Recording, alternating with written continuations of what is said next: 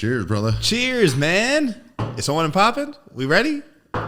We're live. We're live? Oh, shit. That's what's up, man. Hell yeah. Live. So what's up, bro? I've been seeing, doing a little bit of traveling. Yes. Rounds. Bro, I've been in Black Spartans when it was good. Yeah, bro. I've been, I'm a Sagittarius, you know? Okay. I like to travel, you know? I like to have my freedom.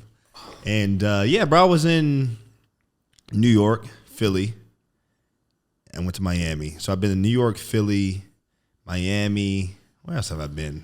That's really it, though. But I visited them twice with my girl's birthday on October, you know. And then You just had a birthday. I just had a birthday. I did. But I didn't do shit for my birthday. I stayed in Atlanta. How old are you? I'm 31. 31. Welcome, brother. Yeah, bro. 31 years old. And Level 31. yeah, level 31. Level 31, bro. And I'm loving it. As I get older, I get wiser. I get more mature. I get more money. You know, Ka-ching. that's fucking awesome. And just you're becoming the man that you wanted to be in the 20s. You know what I'm saying? You think you won everything in the 20s, but God, you're not ready. You know what I'm saying? You think you're ready. You think you're ready to handle. And at the end of the day, I mean, it's just great to be 31. And I still feel young. I feel like I always will feel young. I feel like your foundation is your foundation. You only get older with the physical age that you're, you know, getting older with, your body. But at the end of the day, bro, I feel good being in the 30s, man. You know, it's my second year in the 30s, 31. And I look forward to having this decade be, you know, a one to remember, you know, a one that's pivotal, the one that advances me into another realm of where I want to be. Well, I think in your 20s, you start, well, first of all, your 20s is just like you trying to, first of all, you're wasting a shit ton of energy. Mm-hmm. You waste a shit ton of energy trying to figure shit out or trying to be something already, right? And then when you hit your 30s, you start figuring that shit out. Yeah. And you're still young in your 30s. Like, that's the thing that people don't realize. Because think when you were 20, you were like, oh, man. When someone said they were 31, you're like, this old-ass motherfucker. Facts, bro. But now here you are at 31, and you're like, yo, I'm just getting started. Just getting started, bro. So, like, the same shit's, I feel like the same shit will happen when you're, like, 40 and 50. Facts, bro. And so all that shit you learned and experienced when you were 20, as long as you were actually doing shit and getting after it, now you get to actually start applying that shit in your 30s. Facts. And you really don't start hitting your full stride, I feel like. And I'm 34, so like I'm speculating, right? Because I like to play chess. Yeah, most definitely. Right. So I'm like 5 moves out. So I'm thinking once you hit 40, that's when all the shit you learned in your 20s and through your 30s, but in your 30s, you start taking action on it. Yeah. You know what it is you want. You know how to get what it is you want. You know how to recognize an opportunity when you see it. Facts. Because a lot of times in your 20s, you were too fucking stupid to recognize an opportunity when it was right in front of your face. And so like you start recognizing opportunities. You start knowing what to do with the opportunity. You also start recognizing like, okay, this isn't the harvest. This is a field that needs to be sowed. Yeah. Right. And then you figure out how to sow that seed or that field.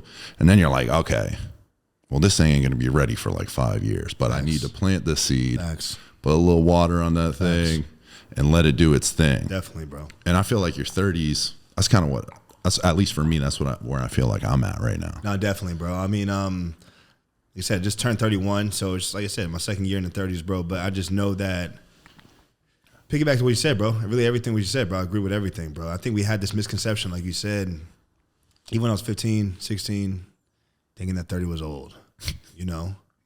I had a lot of misconceptions back in the day, you know what I'm saying? Thinking that everyone would be married and have children and have families. And then you get older, bro, and realize that shit is really not like that, you know what I'm saying? It's really different, and everyone's moving on their particular God-given pace, you know what I'm saying? But it's our job as we get older, as mature people, to take heed to everything we've learned in the past decade in my 20s, and like you said, to apply it to the 30s and just keep on growing, keep on getting wiser, keep on getting more intelligent, keep on having more mental fortitude to keep on going, bro, and keep on advancing. It's a marathon, bro. Why don't you think? Why do you think people aren't getting married as much? Because like when we were coming up, you're right. It's like, okay, you're graduate from high school, you're gonna go to college, you're gonna get a degree, you're gonna get out of school, you get a job, find a girl, get married, have some kids, buy a house. Yeah, that's a good question. This is a great question that I have to think about before I answer anything. We're drinking a little bit, whatever. I have to think about this before I answer because people are gonna be watching. Like, let's see what this nigga say. Okay, anyways. Okay, so that seemed awfully specific. Real talk, bro. Real talk. Why aren't people married nowadays? Damn, it's a lot of factors. A lot of factors that play a part in that. You know what I'm saying? We live in the most advanced time in the world. Yeah. Most advanced time in the world. We have so many fucking distractions right now. And at the end of the day, this is a disclaimer for everybody. These are all excuses kind of to be used to really just filter and like just advocate for this argument. You know what I'm saying? These are because at the end of the day, you got men ready to get married, ready to have a girlfriend, ready to commit, ready to have a family. But that takes work to get there. You know what I'm saying? That takes work to get there. So I'm using this as I'm just talking shit. You know what I'm saying? This is just like I'm like everyone is like, hey, we having a fun time. We're just talking, you know what I'm saying? But the reason why a lot of people aren't married, a lot of people haven't done the work. A lot of people don't want to really do the work because the chase is fun. This is fun. This life is fun. Having freedom is fun. And I think a lot of people aren't married today, bro. I mean, like I said, we're living in the most advanced technological age we lived in, right? And at the end of the day, man, it's we live in the grass is greener on the other side mentality now. A perspective. You know what I'm saying? Because at the end of the day, people are getting with people, and it's easier.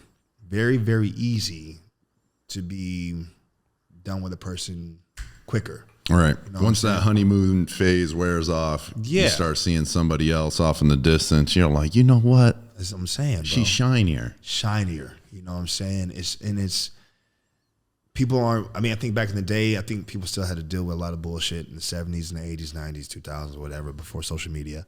But now it's just a little bit different because at the end of the day, bro, back in the day, when I was in high school, middle school, the only options a nigga really had was the people in his district or his county or his school. And you had your girlfriend, whatever. Like, I love her. This is my girl. I'm not going to do anything else, whatever. And plus, at the end of the day, you weren't getting tested, though. You know what I'm saying? You weren't really getting tested because you had, let's say you had the finest chick in the school and everyone wanted her and shit, whatever.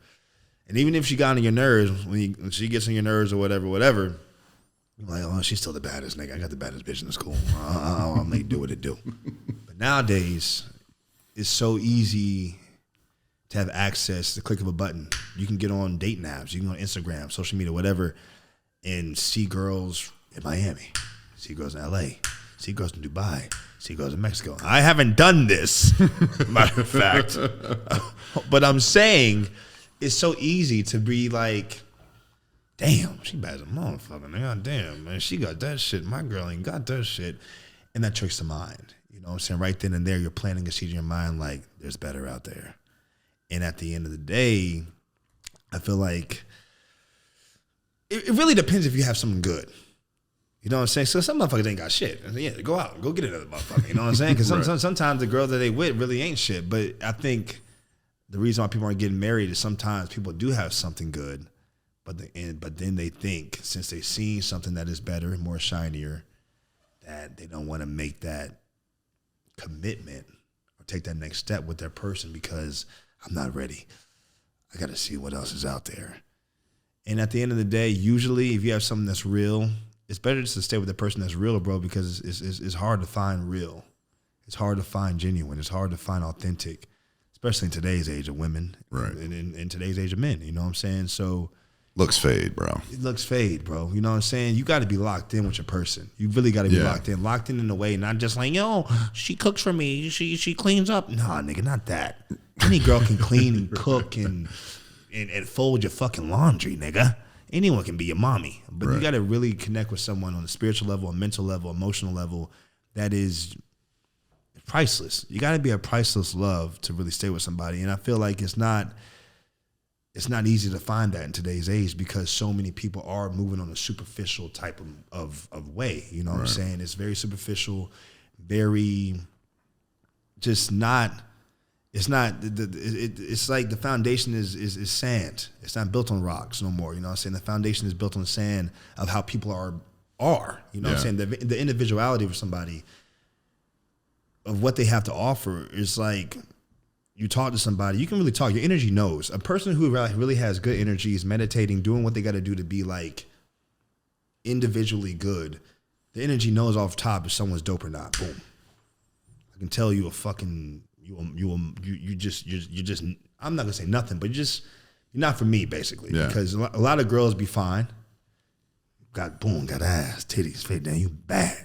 But a nigga that is really thriving out here, who's really sure about themselves, or really in tune with themselves, that's not really going to do. That's a bonus. Right. It's cool, but if you don't provide anything else, that I think people put that shit on. They put looks on too high of a pedestal. Mm-hmm. Looks, like everybody puts looks way too high on the pedestal. Yeah, and it's really lower down on the priority list because when you have like an 8 or a 9, right? You know what I mean? When you start hitting that upper echelon of attractiveness, once you get past like the, oh my God, she's so hot, and the lust, and you start having conversations with her, I mean, more times than not, and I don't want to say all sexy chicks are just like lame ass chicks, right? We just talking, right? You know, but more times than not, they aren't.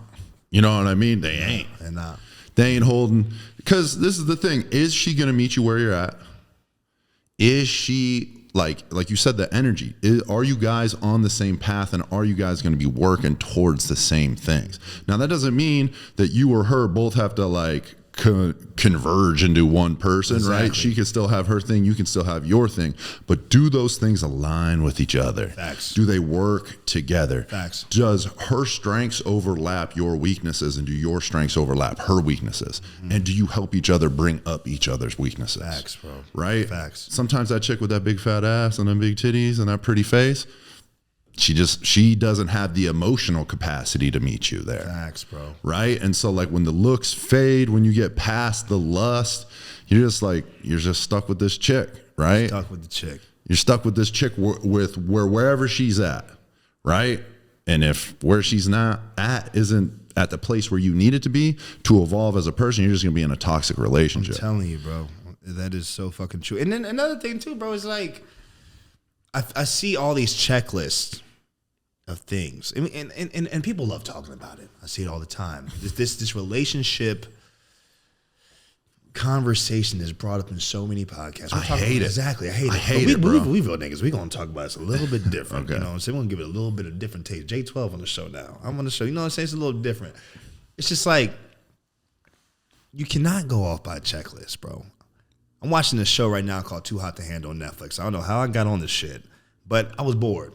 Watch Too Hot to Handle. But it's the thing about it though, Netflix did a good job of actually making the premise kind of like positive, because they're actually trying to teach and discourage people from lusting and encouraging people to have real emotional connections. You know what I'm saying? Not just I need the pussy. It's more like, no, respect the pussy. Right. Respect the woman. Get to know her, do what you got to do, and it's like really encouraging good shit. So the thing about it is just like, in today's world, it's crazy because, like I said, bro, there's this checklist of things, and they don't have God on it a lot. You know what I'm saying? There's this checklist of things like boom, boom, boom, boom, boom, boom, boom, boom. I need to do this 50-50, da da da da da da da da da da da da da. And at the end of the day, it's just like, what is on your checklist that is sufficient and long lasting? You know what I'm saying? And that goes into why I think people are not really married and really secure and really happy and shit. You know what I'm saying? Because at the end of the day, and I bring all that in, and I'm kind of like it's kind of, my bad, it's kind of messy right now, you know what I'm saying, where I'm going, because, you know, a little drink and I'm talking, my boy and stuff. But it brings us all in like this. Distractions, all that stuff, bro, basically is propelling people's mindsets. So social media is propelling and filtering and catering to these people's mindsets, building them up, and then basically telling people how they should have an outlook on what they date and shit. Bro, we have a plethora of fucking cornballs who just because they have a microphone and a camera and can post an MP4 file to the internet and just repeat, come across now as like these authorities on relationships. And so you get these cornballs that just are preaching like what a woman should be and what a man should be looking for and vice versa. Facts. And so then these people just like start taking in that information. That's it, bro. And so then they start living their life off that checklist. Oh, I want a high value woman because I'm a high value man. Mm-hmm. And it's like, are you really a high value man? Exactly. Like, be on. I know you want to. I know us guys like to think we're the shit, and more times than not, like you probably think you think you're better than you are. Yeah, that's one thing that I've been guilty of it. Yeah, a lot of people are guilty of it. Like you think you're better than you really are. Facts. Until something humbles you in life, and then you're like, oh shit, I ain't shit. Right? Most of these people that are preaching this shit about I'm a high value man and I want a high value woman, and the way you're acting is not high value. They think they're better than they are. Yeah. And they're corny ass motherfuckers. Because usually the guys who are preaching and spouting this shit the most are usually the guys. I mean, just think about the locker room. Yeah. The guys who talked about getting the most chick got the least amount of chicks. Facts. So it's the same. Like you're online talking about how to get chicks. Bro, do you even get chicks? Facts, bro. Because what you're saying, like as somebody who knows women and can have a conversation with women, knows that whatever the hell you're saying, ain't no, what kind of woman is even holding conversation with you? What kind of woman is even wanting to share her energy with you? So like, what the hell are you telling these young ass dudes that's going to help them? Real shit, bro. That's why, bro, even like on my Instagram, bro, I always try to just use what God has given me, bro, to, if it's on my story, if it's on posts, whatever it is, bro, trying to convey just wisdom that I get from meditating, most importantly, God Almighty, you know what I'm saying? And just try to help as many people as I can. It might be 1,000 people see the post, 2,000 people see the story, whatever. Shit, 300 on bad. You know what I'm saying? It doesn't really matter who sees it. My job is to make sure that I just do my part in trying to help other people and shit. Because my thing is, the dudes who are in tune with themselves, our job is to help as many people as we can. You know what I'm saying? And try to influence people in the right way, in the right direction. I think that money and just looks, fuck that shit. You know what I'm saying? Money and looks, fuck that shit. All the way, bro. Because at the end of the day, all those things fade. Yeah. Money comes and goes. Looks fade. What lasts forever is your soul and your spirit, bro. And once you work on those things, your soul, your spirit, your mind, your emotions, I feel like if you work on those things and everyone starts working those things as collectively, you will automatically start attracting like-minded individuals to yourself. The opposite sex. People who can hold conversations, people who have substance. And then relationships can start forming that way and real shit can start forming. But it's hard because, like you just said, you got all these people on the internet talking, boom, boom, boom, this is how it should be done. Girls talking, this is how it should be done. If he ain't doing this, don't do this. If she ain't doing this, it's just so much rules, bro. And it's not a rule book. Right. This world is not a rule book. The only rule you should be following is the word of God. Other than that, it ain't shit. Right. You know what I'm saying? Because at the end of the day, everyone's just going off their experiences, then spewing out shit. And we are too. But my thing, we're saying things from our experiences and stuff. But I know it doesn't come from a disingenuous place. It comes from a genuine place, a place of thoughtfulness, a place of meditation, a place of trying to have empathy and respect for the opposite sex to, you know, be the greatest man possible so they can be the greatest woman they can possibly be. Because I think it's it's coming from a place of not telling you how to think, right? Yeah. But having an open mind and being open to accepting things that you didn't necessarily, that aren't on a checklist. Yeah. Right? Being open, one, having a critical mind, right? Yeah. Which a critical mind allows you to be open and to question things as they come. Yo, sometimes, a lot of times, bro, some of the lovers that I've had in my life who have affected me the most have come at the least predictable time in the least predictable shapes and sizes. Yeah. Right. And like, if on paper, if you look at it on paper, you would pass. But like, because I experienced it, because I was open to it, because we had a real life interaction, I was like, oh damn, this energy is like crazy, making me feel something different than I've ever felt. Facts. And I wasn't afraid of exploring it, and I wasn't like, well, this doesn't meet my checklist, right? Facts. And so then I dived in, and I got to then have a wonderful experience with a human being that like changed my life forever. Facts, bro. See, bro, this drink, there's drinking a little bit. They're too hot to handle. They're too hot to handle. The reason I freaking talked about that, I was like, why did I talk about too hot to handle again? Oh shit. Full circle. Because of the types. They're always talking about, because you know they have people on the show that comes on. My type is dark, tall, handsome. It has to have tattoos. Them type niggas came on the show. Right. Dumbasses, cornballs, ain't shit, ain't nothing. You know what I'm saying? Because at the end of the day, it's like you have this preconceived thing that you think you want.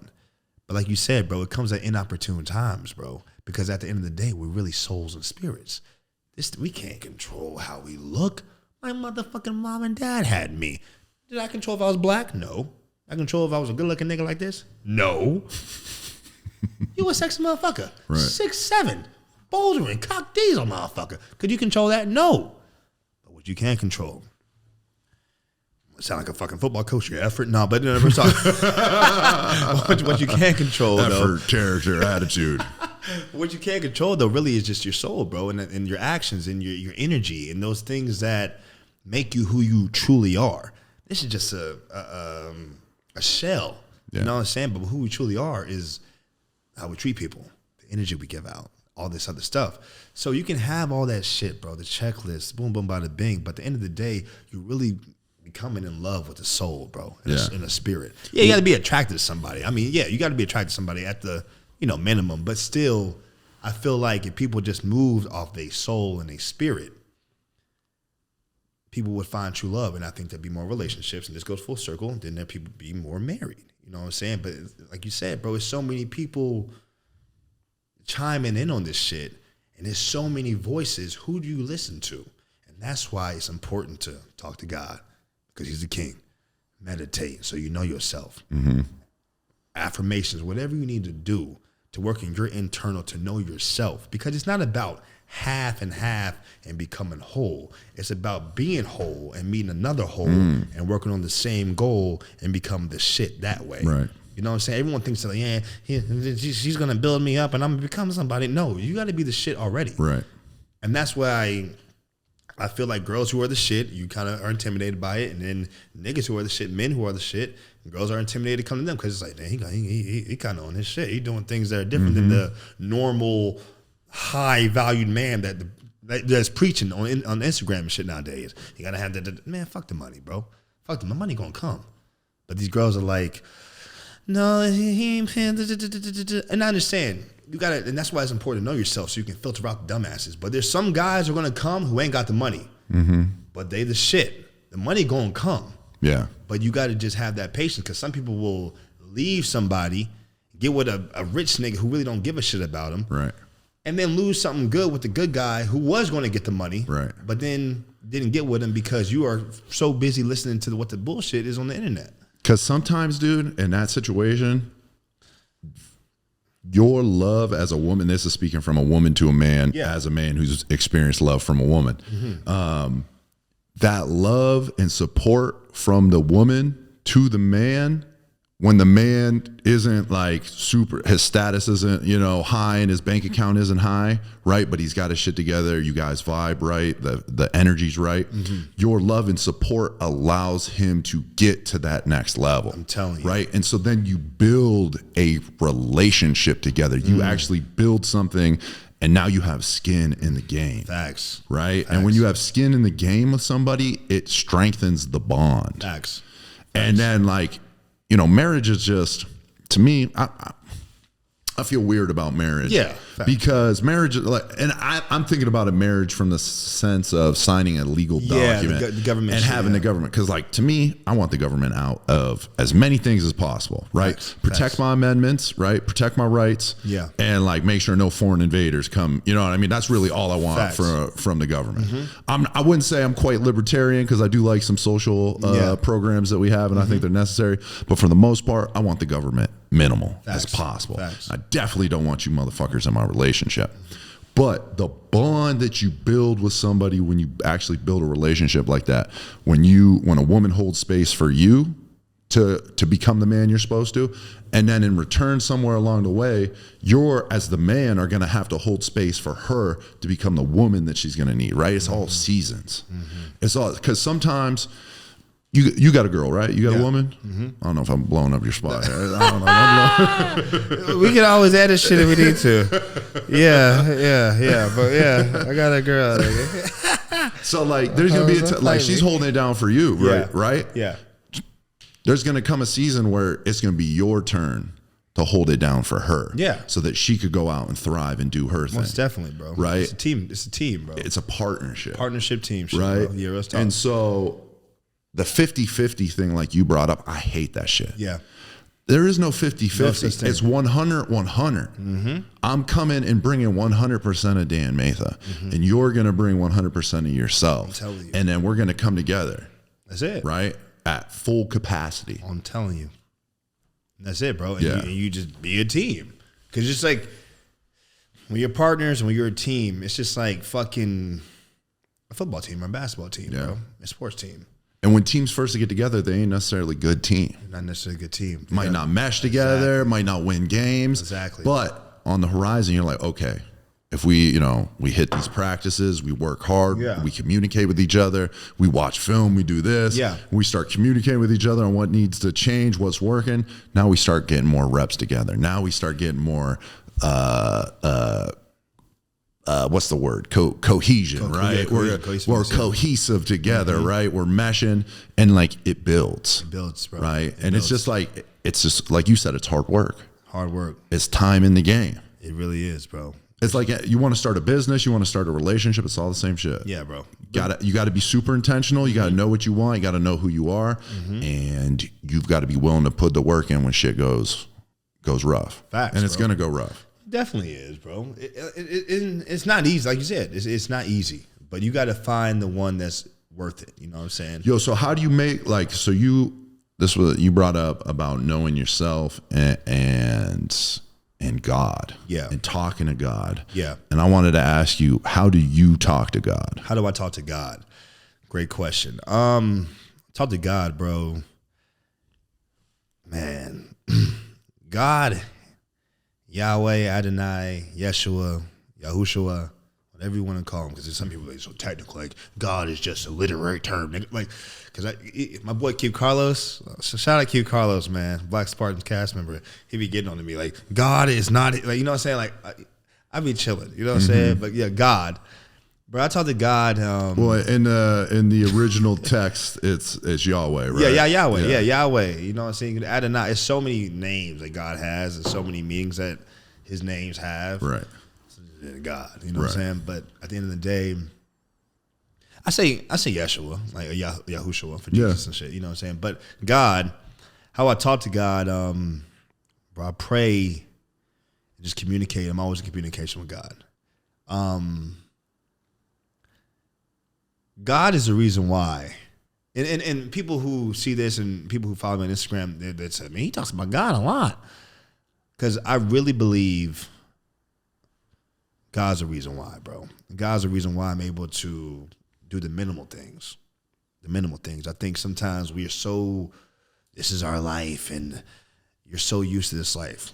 34, 31, 31 years, 34 years. It's a lot of fucking years on this earth. You've been seeing, you've been breathing, your heart been beating since you were fucking in your mother's womb. You've been talking, you've been walking, you've been hearing, you've been fucking shitting, you've been throwing the football, you've been acting. There's so many things you do. And it's all because of someone put this in motion, automatically put this in motion. And at a young age, I caught wind of that early. Like, someone put this in motion. Because I realized at a young age that I was blessed beyond measure. Not just, and I didn't have money. It's not like I had a lot of money when I was younger. I didn't have that much money. It's not like I fucking got a 12-inch dick. It ain't none of that. It's just the fact. It's the fact of, I just knew that someone was guiding this shit. Someone created it, and someone was guiding me, you know what I'm saying, on this journey of life. And I found out later it was like the force, that higher power, that force, God, you know. And I talk to God, bro, all the time, because he's all-knowing, he's omniscient, omnipotent. He's what's the other one? Omniscient, omnipotent. It's the three of them. What's the third one? You know that third one? I gotta find this out. Hold on 1 second. I gotta find this out. Omniscient. I know someone. It's this one. I'm the omniscient, knowing everything. Omnipotent. Hold on 1 second. Oh, omnipresent. So omnipresent, right? So it's just like, he knows everything. He's always there. He cares for you. He loves you. And just, you know, I love my father. You know what I'm saying? He's come into my life later as my life and shit. You know what I'm saying? But really wasn't there as I grew up. And it's just, I feel like God was just really my father figure. You know what I'm saying? I talked to him about everything. I've been talking to God, bro. I've been praying since I can remember, like 4 years old, bro. Praying and just knowing that this extra force, this spiritual presence, I felt it. People are like, how do you know God's real? And you talk to niggas who don't believe in God and shit. And it's hard. You're trying to give them like physical explanations. Like, oh, nigga, the sun is this way, and if it was a little bit farther, it'd be too cold. If it's too close, the world would burn. DNA, childbirth, the ocean. There's so many factors and factual things you can give a nigga, bro, to prove that God's real. But beyond all that, bro, it's the spiritual presence that you feel as well. You know what I'm saying? And just, how do I talk to God, bro? I just pray to him all the time, bro. I'm really in constant communication with him because I'm always grateful. Going back to social media and going back to being exposed to a lot of things that we're exposed to now in this advanced technological age, there's so many things popping up, bro, that can cause you fear, can cause you PTSD, anxiety, depression, bro, doubt. I mean, you can compare with people. You see people dying. You see people in bad health. You see this. You see that. It can cause fear. Like, oh, shit. Nigga, damn. Nigga, shit. Fuck. Nigga, I thought I was exempt, nigga. Like, but you're not. Because everyone is not exempt, bro. We're all living in this world. And all we can do, and I figured, basically, I was like, bro, shit. I'm just going to talk to God about it and trust God with everything. Because at the end of the day, nothing gets past him. I truly believe that. I believe that he has everything under control. And with him, and with me knowing that, him having everything under control, nothing getting past him, I take just refuge in that. You know what I'm saying? That's peace in that. Through life, through death, whatever happens to Julian Horton, I know God got everything straight. And I might not like it. You might not like something that happens, but I know that he sees from a perspective that we do not see from. You know what I'm saying? A heavenly perspective that we cannot fathom, that we cannot comprehend. A lot of things happen in this world. Like, why did this happen? Why did this happen? Nigga, you don't know what's in niggas' hearts. You don't know what's going on in these households. You don't know what niggas doing behind closed doors. God see it all. And just because something happens to this person, you're like, oh, shit. And that's what I'm saying, bro. I'm just going to trust God, bro. But at the same time, I always constant communication because sometimes that fear does strike me. Sometimes anxiety does strike. Sometimes doubt does strike. And you just need to know that, like, I need to remind myself, God got everything in control. God, boom, boom, boom. I talk to him. And then it's just like a constant prayer, pray without ceasing, bro. I never stop praying because it's like having that prayer, despite what's going on in the storms of life, it brings me just peace that like the one who has created this universe, the one who's created this world, who created the people in it, he got me. Right. You know what I'm saying? Yeah. So how I talk to God, bro, prayer, affirmations, meditation, bro. I'm always in constant communication with him because I always need him. There's not a damn second in the fucking world that I don't need God, bro.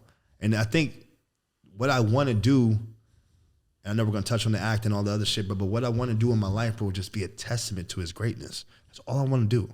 Ever since I was young, bro. I mean, as actors, we have these things and have these things we have to do as actors. What do you do when you get a script? What's your objective? What's your super objective? You got objectives in the scene, if you got your super objective for the story. So Julian Horton's story, what's your super objective, Julian? And you can say, yeah, I want to be the greatest actor. Back in the day, I want to be the greatest football player in the world, nigga. I want to do a lot, nigga. I want to make the Hall of Fame, all this other shit. But when I really I'll be saying the same shit. You know what I'm saying? I used to say the same You know shit. what I'm saying, bro? All the kids, I want to be a firefighter, astronaut. I want to be the best ever. But when I really break it down now as I get older, bro, my super objective, bro, what I really want to do, bro, is really just be a testament to God's greatness, bro. However that comes, whatever form that is, bro, I want to share love, I want to share empathy, and I want to be respected. Because at the end of the day, I know God's given me tools. I know he's giving you tools to convey greatness, bro. Not a lot of people have, some people have it, some people don't, bro. And I don't know why that is. I'm not here to answer on that. I don't know. But I know the people who tap into it, you get more of it. And the more you get of it, the more you know your purpose. The more purpose you know, the more people follow you, and the more people you can influence. The more people you influence, bro, the more power that you can spread, the more love you can spread, the more change you can make. You know what I'm saying? Yeah. And that starts with God giving you that, though. And I'm not a fool, bro. I'm not a fool. I know that comes from somewhere else and giving me that opportunity, giving me that chance to be able to do that, to have a purpose, to have a voice, to have influence, to be in fucking theaters, nigga. You know what I'm saying? To be in movies, to be playing football in the SEC, to do a lot of things I've done in my life. Is someone allowing me to do it, bro. It's all allowance, allowing you to do it. Yeah. Because he didn't have to do shit. And me knowing that, bro, it's created a gratitude that is priceless. Because he didn't have to have me meet you. You know what I'm saying? And us having this conversation right now. And it's just like I'm always in the spirit of gratitude and have a heart of gratitude. And that's why I want to talk about him so much, is because it's like, damn, he made sure I was straight. He made sure that my people straight. But I also think that God appreciates the fact that I acknowledge that, though. And that's what we talk about relationships, a relationship. That's like, it's a religion. You follow this. No, it's more like, I got you, nigga, but make sure, nigga, you get me on the back. It's how I feel like God's like that. It's like, I'm going to give you stuff. And I think he's always known that about me, bro. And that's why, like, I never stop talking about him. Because it's like, I'm not going to be meeting dope people, being in movies and getting this and getting that and not acknowledge the one who allowed me to have it. You know what I'm saying? Well, one of the reasons why I asked you about how you talk to God is because I know that was a lot too. Yeah. But nah, it's cool. You know what I'm saying? That's how the podcast rolls, you already bro. know, bro. You already know. That's how this rolls. The reason why I asked you about how you how do you talk to God is because I think a lot of people don't know how to talk to God. Yeah. And so you get some people that are naysayers are like, how is God real? Right. Yeah. And so it's like, well, it's kind of hard to explain it to you through our five senses. Cause it's like something outside of our five senses. Facts, right. Facts. And also it's like, well, I don't ever hear God. Like I hear people talking about, and I know this just from like me personally, like you're talking about like having a conversation with God. And it's like, well, how do you talk to him? And like, does he talk back to you? And how do you know he's hearing you?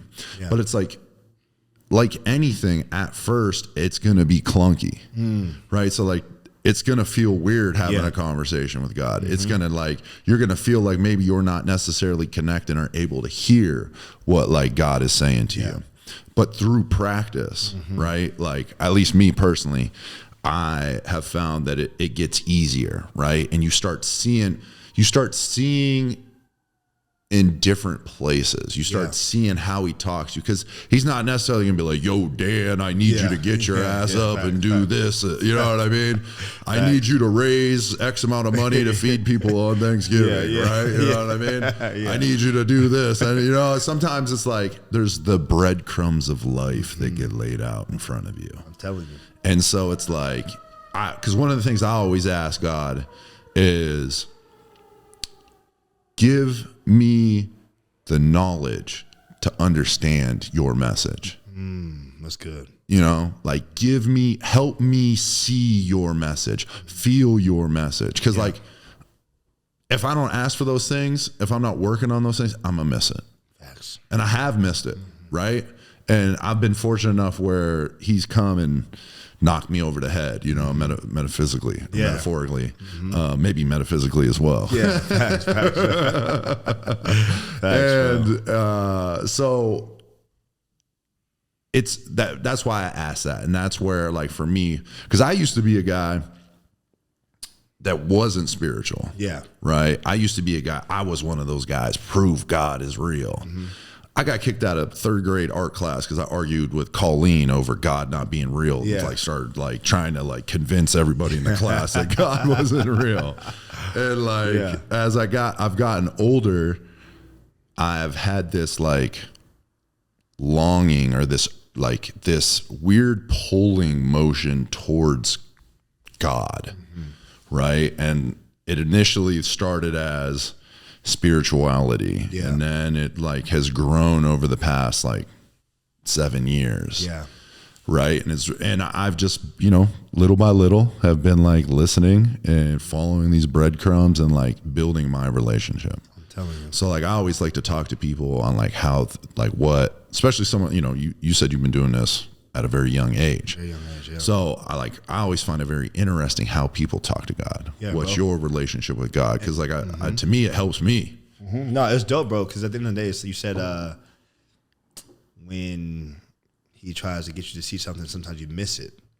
See, another reason why I rock with God so much is like, you'll miss that, but you'll still come on the back end and make sure you don't miss the next one. He'll still come on the back end and make sure you don't miss the next one. And that's love, bro. That's love. That's love like no human can give you. You know what I'm saying? Because once you feel that type of love, it makes you want to love people more, and you be full of love and work on yourself so you can be more equipped to love people better. But it's just like, bro, that type of love is crazy to mess up so many times. We mess up a lot as human beings. You know what I'm saying? We fall short a lot. Bro, I fucked up a lot. Exactly. You know what I'm saying? But he still rocks with us. If you mess with and fucked up like that with any person, I ain't fucking with you, nigga. Fuck you. He's such an asshole. God's like, I still got you. And that's another reason I'm so like just drawn to him, bro, and so appreciative, bro, because he could be done with niggas, you know what I'm saying? But it's just like, despite the bullshit, despite the mess ups, despite the mishaps, he still got me. He still got you. He still got everybody, bro. But it's really up to us to choose him, to tap in with him and connect with him, and to form a relationship that can continuously help us grow and really be resilient to whatever the world throws at us, bro. Because like how I started with God, bro, and I think I told you this already, but I'll tell them in the podcast, but yeah, bro, like my dad is fucking nuts. Fucking crazy. He's Philly nigga, you know what I'm saying? I'm fucking like Disney. Oh, fucking, yeah. He's really just like the most interesting man in the world I've ever met. And I don't know if it's a good way or a bad way. It's just like neutral. This nigga's interesting. You know what I'm saying? I appreciate a lot of qualities, but I'm also like, I can't be like that in some quality. And I love my dad. I'm just talking about, you know what I'm saying? But it's still like, it really started when I was like 5, bro. You know what I'm saying? I think I knew about God, but I really wasn't like tapping in like that and pray to God, just was living life and shit. And it's just like, I was in Montessori school. And this is a story. This is like a worldwide exclusive, like real shit. Because I'm probably going to tell this a lot as I come up like on more shit. But like, I was 5 years old in Montessori school, and it's the end of the day in Montessori school. And so I had 2 friends. One of my friends, I'll never forget his name because he's involved in this story. He's a white boy named Cody, and this other kid, let's just name him Kevin. We're all in this circle, standing up at the end of the day, and we're just like, I guess, playing a game. I don't know what we're doing. We're like going around in a circle playing a game. Star Wars had come out or whatever. I don't know what, it might have been Star Wars, but Star Wars had come out, and Cody and Kevin, I'm in between them.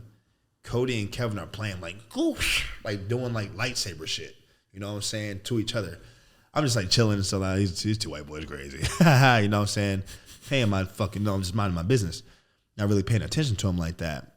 And then all of a sudden, they're playing the lightsaber stuff. And then Cody, the white boy, to my left, he accidentally hits me in my mouth. I'm 5 years old at the time. Niggas had loose teeth. Had a loose tooth and knocked my tooth out. I'm like, oh shit, nigga, damn. What the fuck? Damn, Cody, what did you do that for? I'm sorry, my bad, Julian. My bad. I didn't mean that. It's okay. It was already loose anyway, Cody. It was coming out. You just, you expedited the process, Cody. Right. It's all good. My dad comes to pick me up. What the fuck happened to your tooth? I said, nothing. He said, what the fuck happened to your tooth? I said, this kid knocked it out. He said, what's his name? I said, why? What the fuck does this matter? He says, what's his name? I said, he's my friend, Cody. Cody, Dad. That's his name. He said, tomorrow, I want you to whoop his ass. I said, damn, nigga, that's my friend. He didn't mean it, Pop. He didn't mean it. I promise he didn't mean it. He said, I don't give a fuck, nigga. You gonna whoop his ass. I'm 5 years old.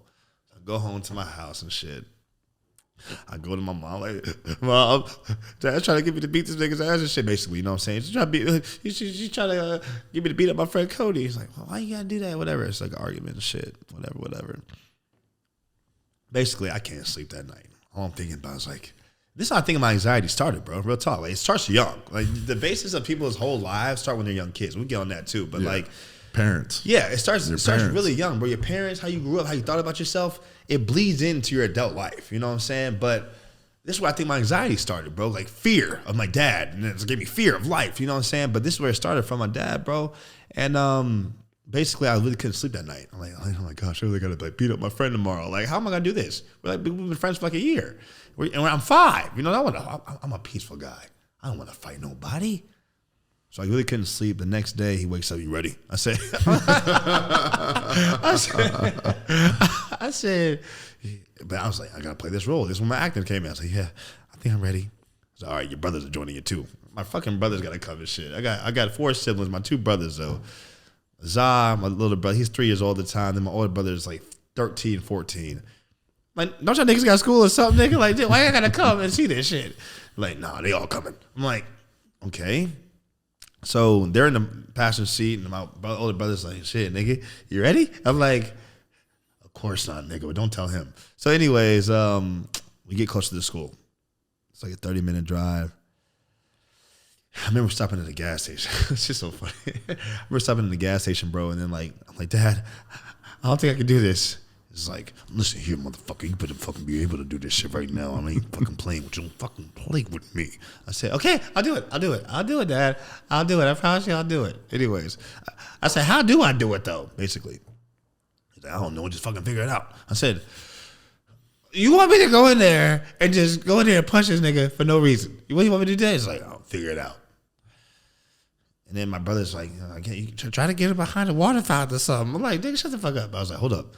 Actually might be a good idea. So then I go into the Montessori school, nervous as shit, heart beating, heart pounding. Like, oh, damn. I was like, where's this nigga Cody at? I find his ass. He's like playing with toys. So I go up there, walk to him. I said, hey, Cody. He said, oh, what's up, Julian? I said, can I talk to you? He's like, oh, what? I said, okay. Cody, I really can't explain that right now. I said, can I talk to you real quick? He says, Julian, you're being weird, bro. I told you, I'm sorry about the tooth. What's going on? I said, Cody, please follow me to the fucking water fountain right now. Oh, the setup. He's like, I follow you to the water fountain for what? I'm like, Cody, please, I ain't got that much time, bro. Can you please just follow me to the water fountain?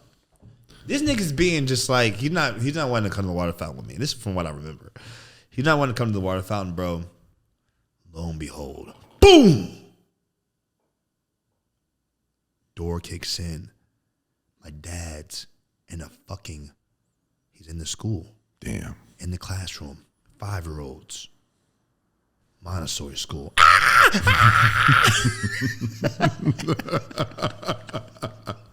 All the kids are like, what the fuck is that? Going crazy. Sir. The teacher, the white teacher, I don't even know her name. Sir, what are you doing here? What are you doing? You still ain't fucking kicked this nigga's ass yet. I said, I told you to come to the water fountain. He wouldn't come to the water fountain, bro. Dad goes crazy in the classroom, cussing up a storm. Kids are scared. Kids are freaking out. I'm embarrassed, scared, about to shit on myself because my dad's scary as shit at the time. Didn't do nothing to Cody because I didn't feel like the ass whooping was warranted because he was my friend. And you were 5? I was 5, right, and 5. he didn't mean to. Right. But lo and behold, bro, like police had to be called to the Montessori school, bro. I'm 5 years old. And they called to the school, bro, like, Mr. Horton, I'm sorry, I'm going to escort you out. I'm sorry. Well, Julian, I'm sorry you can't come here no more. Damn. Kicked out of Montessori school. Crying like crazy, bro. Shut the fuck up. Like, you little pussy. I said, Dad, he didn't even do that. Shut the fuck up right now. I said, I'm crying like crazy. My dad like drives around, bro, like in circles and shit around the parking lot. Then he drives off somewhere else. I don't know where he drove, but he like drove on some weird like street. You know what I'm saying? Get the fuck out the car. What? Get out the car? Get the fuck out the car. My dad kicks me out the car on the side of the fucking road on this like weird ass back alley access road. 5 years old, crying like crazy. That was wild. You know what I'm saying?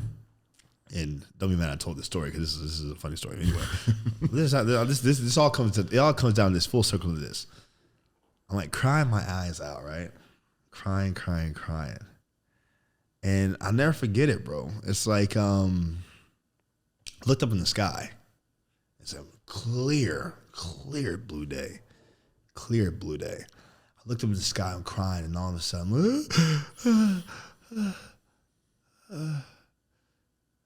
I'm like looking up in the sky, and I just feel this like spiritual presence.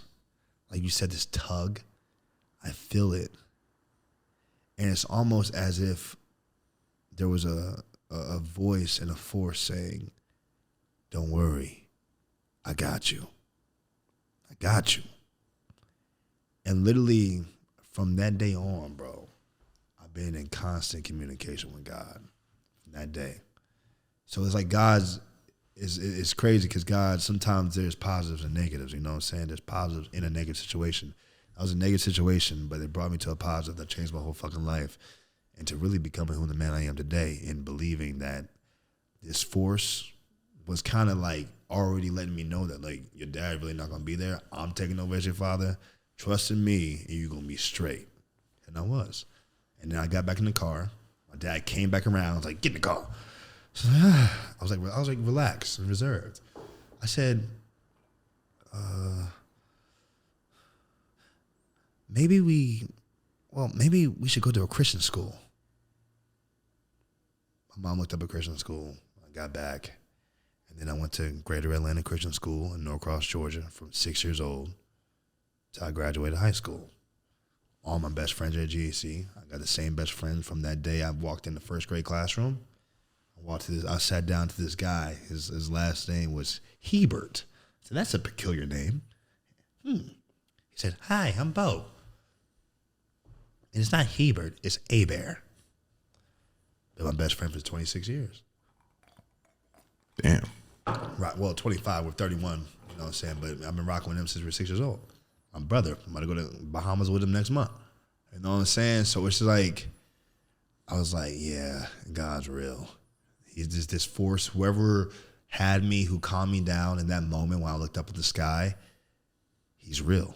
And I've been in constant communication since that time, bro. And I'm not saying like there was times I was in high school, I didn't pray sometimes, but like, bro, to be honest, bro, like since like 25 years old, I don't think I missed a day of prayer, bro. There's not a day I don't thank God. There's not a day I don't acknowledge him, even if it's quick. Like, thank God, thank you, Jesus, thank you for that. Thank you. Even if it's quick, but usually I do elaborate prayers and just want to like talk to him and converse with him, whether it's in the shower, whether it's in the car, whether it's just waking up, you know what I'm saying, having like quiet time with him. But just like, yeah, bro, that was really just the moment where I just knew that someone was out there overlooking this shit. And it kind of led me to know that, like, if you tap in with me, you're going to be straight. And that's why a lot of people ask me, it's like, people gonna look at my life, bro, and it's still getting started, bro. I'm still on this journey. You know what I'm saying? God's the greatest. I'm still on this journey, but I know a lot of people are like, how did you do it? Or like, what made you? It's just like, bro, knowing that someone's there for me, bro. Knowing that I have this outside force that's with me, who's all-knowing, omnipresent, omniscient, powerful beyond measure, the greatest, Alpha and Omega, the King, the Savior.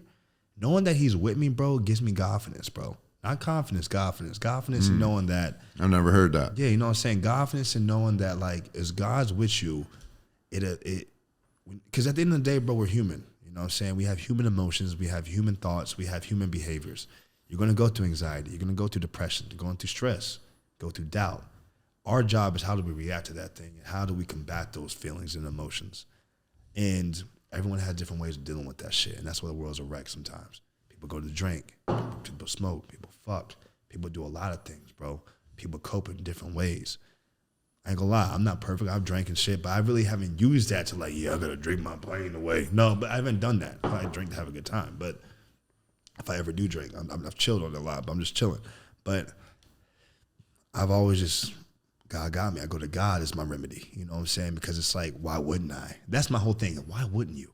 Like, if you really tapped in like that and you really know that the king of the universe, the one who created it all, is with you, the one who created all these celebs that niggas worship, he's with you, the one who created Michael Jackson, Princess Diana, fucking Jet Li, Bruce Lee, whatever you can fucking name, any Abraham Lincoln, Martin Luther King, the same God that created all these notarized figures created you, and he's giving you access for free to communicate with them. Why the fuck wouldn't I? I'd be a fucking idiot.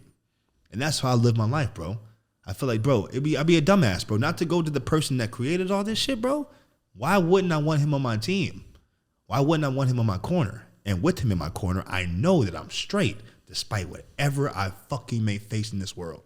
And that's why my mindset's the way it is. That's why I never have ever thought, no matter how shit is going in my life, whether I was homeless at one point, whether I didn't make the NFL, whether I was fucked up, whether I was in jail, I knew where the fuck I was going to go be, but bro. I knew where I was going to be at. I knew where my life's going to end up. Because at the end of the day, I told God how I wanted to be, and I believed in it, and I'm going to trust in you, bro. I know I'm a star. And not in a way it's like, oh, he's a media. No, I'm a true star. You a true star. I say true star because a true star really shines his light for real. Not in the way that media portrays the shit. Right. Not in the way that Instagram gives you likes and all these follows and shit. No, a true star that can create change. That can change lives, that can change spirits, that can influence people in a positive direction. The world needs that, but from real niggas who are relatable. Not some people that are like, yeah, I don't want to follow him. He seems too churchy. No, I'm a real nigga. I've been through some real shit. I've seen some real shit. I've done some real shit. That's why God uses all these people in the Bible, bro. They all been through real shit so they can be relatable. You relatable. I'm relatable. You gone through some crazy ass shit. I've gone through some crazy ass shit, but at the same time, it's like I feel like God needs people like us because that creates real change. You want to follow the people that been through some shit. Because at the end of the day, if you ain't got no skin in the game, why the hell would I follow you? Because at the end of the day, you haven't been through shit yet. But the ones who've been tested, and we still got tests to go through. That's why I just prayed for resilience and just having that wisdom to know that, like, shit, battles might come. You know what I'm saying? But I know that you're with me through it all, and I know that everything's going to be all right. Because the enemy... Bro, the enemy's greatest trick, his greatest power, he can't do shit to you. But what he can do is deceive you. That's his whole thing, deception. Adam and Eve, who knows, bro? Everyone's like, hey, that ain't real, whatever. We're going to use it for just Adam and Eve from the Bible. Yeah. How you get it? Deceiving. The usual suspects, that movie, The Usual Suspects with Kevin Spacey and Benicio del Toro and them, the greatest trick, whatever, is like thinking the devil didn't exist or some shit, whatever. That's his greatest thing, bro, deceiving people, bro. Deceiving folks, bro. And at the end of the day, it's like, despite whatever I may go through and how the enemy tries to deceive me or deceive us, you know what I'm saying? It's just having that thought in the back of your mind, knowing that, like, God's with me. Well, it's like what you have to go through is the prerequisite for you to become the person you're meant to be. Exactly. You know, and if the creator laid it all out in front of you, what you had to go through, you'd be like, nah. Exactly. You'd be like, nah. Exactly. right? I can't, I'm a pass on this. Exactly. But because he knows better. Exactly. And right, like the only way to get to this destination is for you to have these trials and tribulations.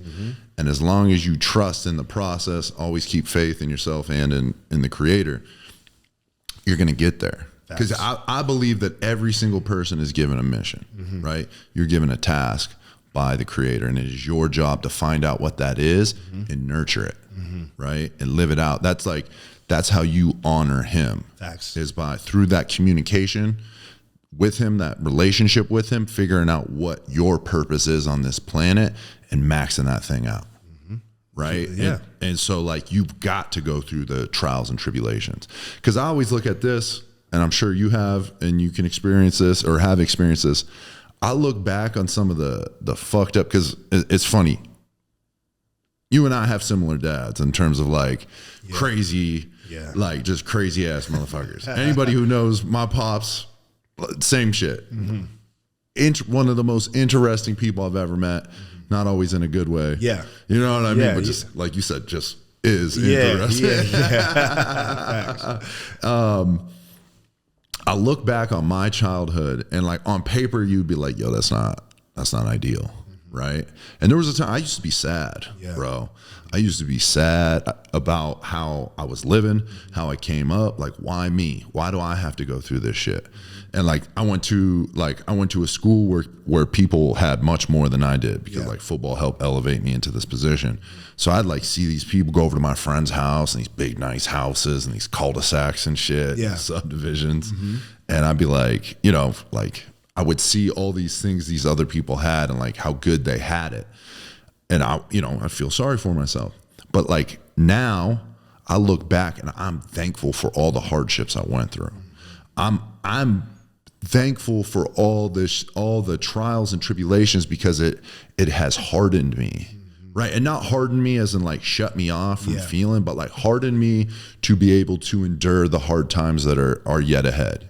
Even though life is good and I'm having a good time with life, it's all peaks and valleys, right? So right now I'm peaking, but there's going to be a valley, right? And so I've been given the tools to weather it.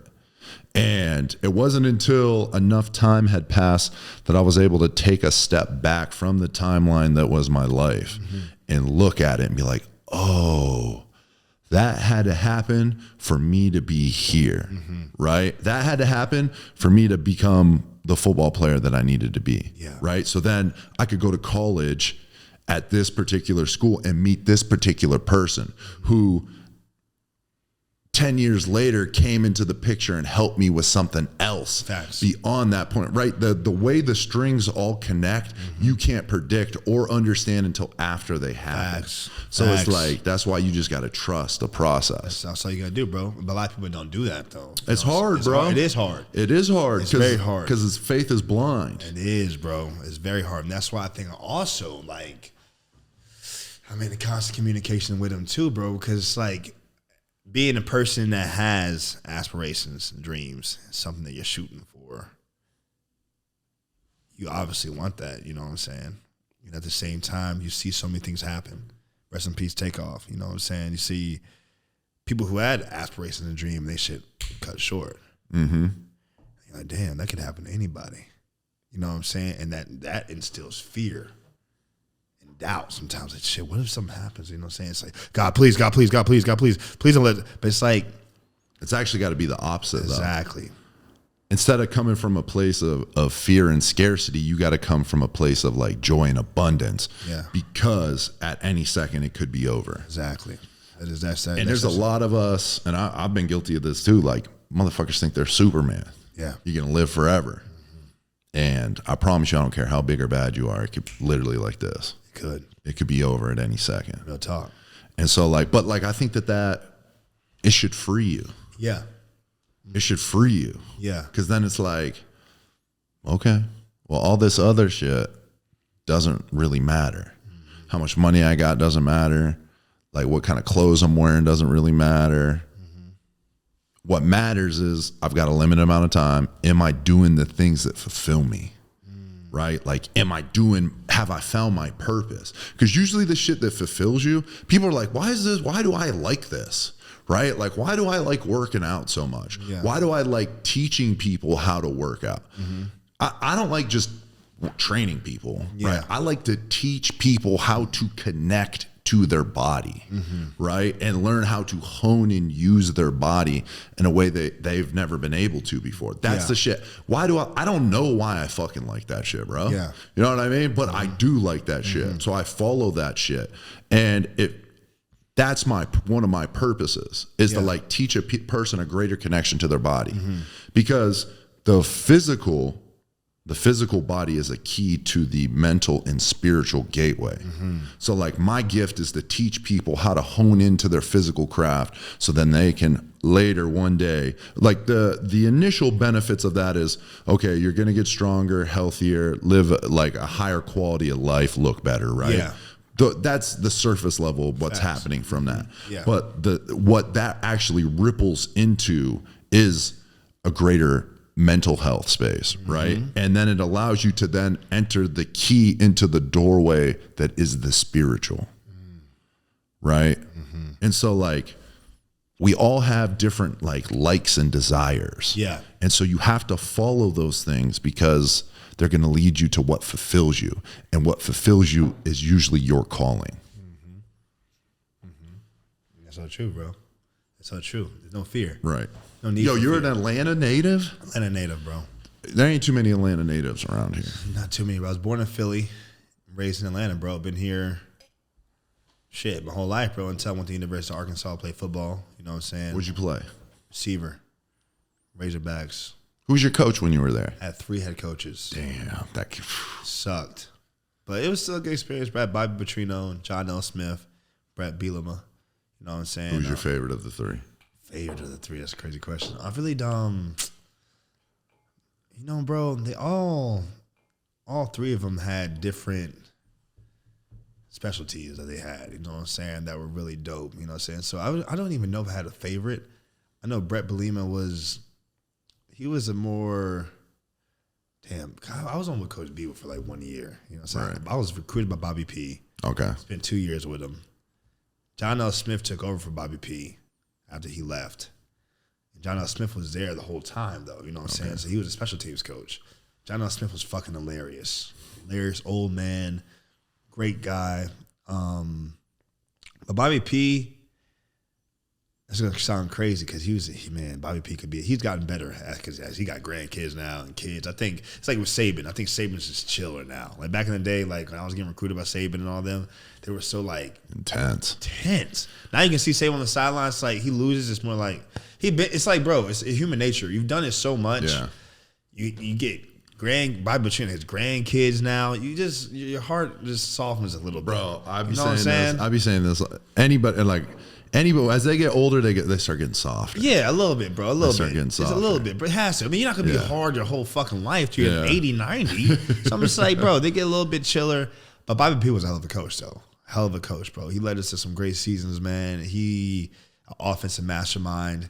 He was an asshole, very stern, but we won. Yeah. I can't lie. Arkansas has not been winning like that the way we were winning since Bobby P left. You know what I'm saying? Bobby P took it to a whole nother level. We was playing with Alabama and LSU, playing in the biggest bowl games, being top 10 every year. You know what I'm saying? He left. We really haven't seen that type of success since. So Bobby P probably was my favorite in the sense that we went places that only some people go to, the top schools go to. And winning's hard, bro. It is, you know what I'm saying? That shit is hard. It is. It's very hard, especially in college football. And it's definitely different now the way it is, bro. The NILs, niggas getting money. I wish I could be in there, bro. 'Cause I would take advantage. I would take advantage of that like crazy, bro. We're getting stupid money, bro. I saw there was some 4-stars that were getting like 4 or 5 mil, bro. Crazy. 4 or 5 mil. Crazy. There was some cat who transferred. He transferred. He had 2 years of eligibility. Yeah. He transferred. I think he got like a 6 mil deal. He was an O lineman. Damn. Transferred. Something happened where he didn't play. Yeah. And then for his last senior year, he graduated and then just was done. didn't end up playing, but Yeah. they still had to pay him because those NIL deals are you have to, it's all up front, it's guaranteed. And I'm just like, damn. $5 million, bro. It's just been, even if a nigga gave me $200,000 in college, bro. $100,000 in college, that would have been crazy, bro. Oh, dude, I mean, this is my thing. I wasn't very financially literate back then. Me either, bro. So like, in hindsight, I most likely would have blew that motherfucker. Yeah, I'd blew it. But you know what? Let me get the $6 million to blow. Like that's my experience. That's it, bro. You know? And that's another thing too, bro. It's like talking about like the breadcrumbs and certain steps to take that God allows, bro. Like if I would have made the NFL, bro, and had like 5 M's, because I played for the Titans. Right. I played for the Titans for 7 months as a free agent. Yeah. Signed on with them. And it was dope, bro. Played in the league for, played like 4 games. Really didn't see that much action in the motherfucking games. But just having that experience, being in the NFL locker room, training camp, games, going to NFL stadiums, really having that experience, bro, I'm always grateful for that. You know what I'm saying? But if I would have, like, advanced my career in the league and had that much money, who knows? Yeah. You know what I'm saying? Who knows? God knows what you're ready for. You know what I'm saying? We'll give it when you're ready. So sometimes I'll be thinking about shit like that, bro. I might have been dead or in jail or some shit. I've been going nuts. Right. I had too much fun. Too much crazy chaos. Or the injuries that may have come. Yeah, you bro. know what I mean? You It's just a bunch don't of shit. know. A bunch of shit. You just don't know. That's why I don't regret nothing, bro. I really don't regret anything, bro, because I really feel like if your foundation is correct and you're trying to work on your foundation, you're trying to build, the place you end up is where the place you're supposed to end up anyway. You're going to get there regardless of how you got there. Really, the journey is important. Destination is important. It's really not about how you get there. It's about who is with you when you get there. You know what I'm saying? And that's God. He's with you, your family, your friends, the people that really matter and shit. So at the end of the day, it's just like he has everything under control, bro. Everything is good. Everything is gravy. You know what I'm saying? No matter what, it's Gucci. How'd you end up deciding Arkansas? Well, Bobby P, his son. So I went to Greater Atlanta Christian School, the school I went to from 6 to 18 and shit, bro. It's really a prestigious school in Norcross, Georgia. Christian school, K through 12. Great school. I had a fucking phenomenal time there, bro. Y'all got some good football down here in Georgia. Yeah, we do. Great football. Great football down there, bro. Great football, great basketball too, bro, at our school. Bro. We have some great players and just great people that have come through GAC. We got some kids in the NFL right now, kids in the NBA, kids who've been in movies. It's like one of those schools that just like gifted ass school, bro, because it's just like a dope ass school, bro. Yeah. But yeah, bro, Bobby P, when he had left Louisville, he came to coach the Falcons. And when he had come to coach the Falcons, he was looking for a school to go to, a nice school for his kids and whatever. Greater Atlanta Christian, GAC, popped up on his radar. He chose GAC, and so while he was coaching the Falcons and stuff, his kid, Bobby Petrino Jr., he joined the team. Cold-ass running back. He was a year above me. So I was in 10th grade, and Bobby P joined his 11th grade. So Bobby Petrino, while he was coaching the Falcons, off on Fridays after all the practices and stuff, would come to our games. My sophomore season, I went fucking ballistic. I'm talking about crazy. Because before that, I played quarterback. Right. I was playing quarterback from really 5th grade into 9th grade. And then I got to 10th grade. There was this quarterback there named Colton Chappell, my brother. You know what I'm saying? He was really, his older brother, Lee Chappell, was a quarterback, the starting quarterback in varsity. Lee Chappell had just graduated, so they were looking for a new starting quarterback. Colton was next in line, basically. So I was like, shit, I ain't about to I know how politics works with that shit. If you see a white boy and his brother just played, you know what I'm saying? He gonna get the position. I gotta do something quick. So I said, fuck, I'm gonna move to receiver. You know what I'm saying? See what I do at receiver. I'd always like played in the playground and like moss niggas on the playground and stuff. So I was going to receiver. Fuck it. We'll see what happens. Turned out, bro, best like decision I could have made, bro. Balled out. Went crazy at receiver, bro. And then basically Bobby Petrino, he had joined the team. And his dad, Bobby Petrino, he would come to the games. So he saw me play my whole sophomore season. I had a monster sophomore season. And after my sophomore season, I was a junior. Bobby Petrino Jr. was a senior. Coach Petrino left the Falcons and went to Arkansas. So my first offer ever was from Arkansas because he had already seen me play. So he saw me play already. And the thing about it, bro, like dope offers came in. UCLA, Oklahoma State, Alabama, North Carolina, Clemson. Who else was it? It was a lot of Maryland, Vanderbilt, freaking who else was it? Mississippi State. It was a lot of schools, bro, coming and calling, bro, and gave me offers. Kirby Smart recruited me from Alabama. He was defensive coordinator back then. Me and Kirby, cool. That's my dog. I rock with Kirby Smart. He's a great dude.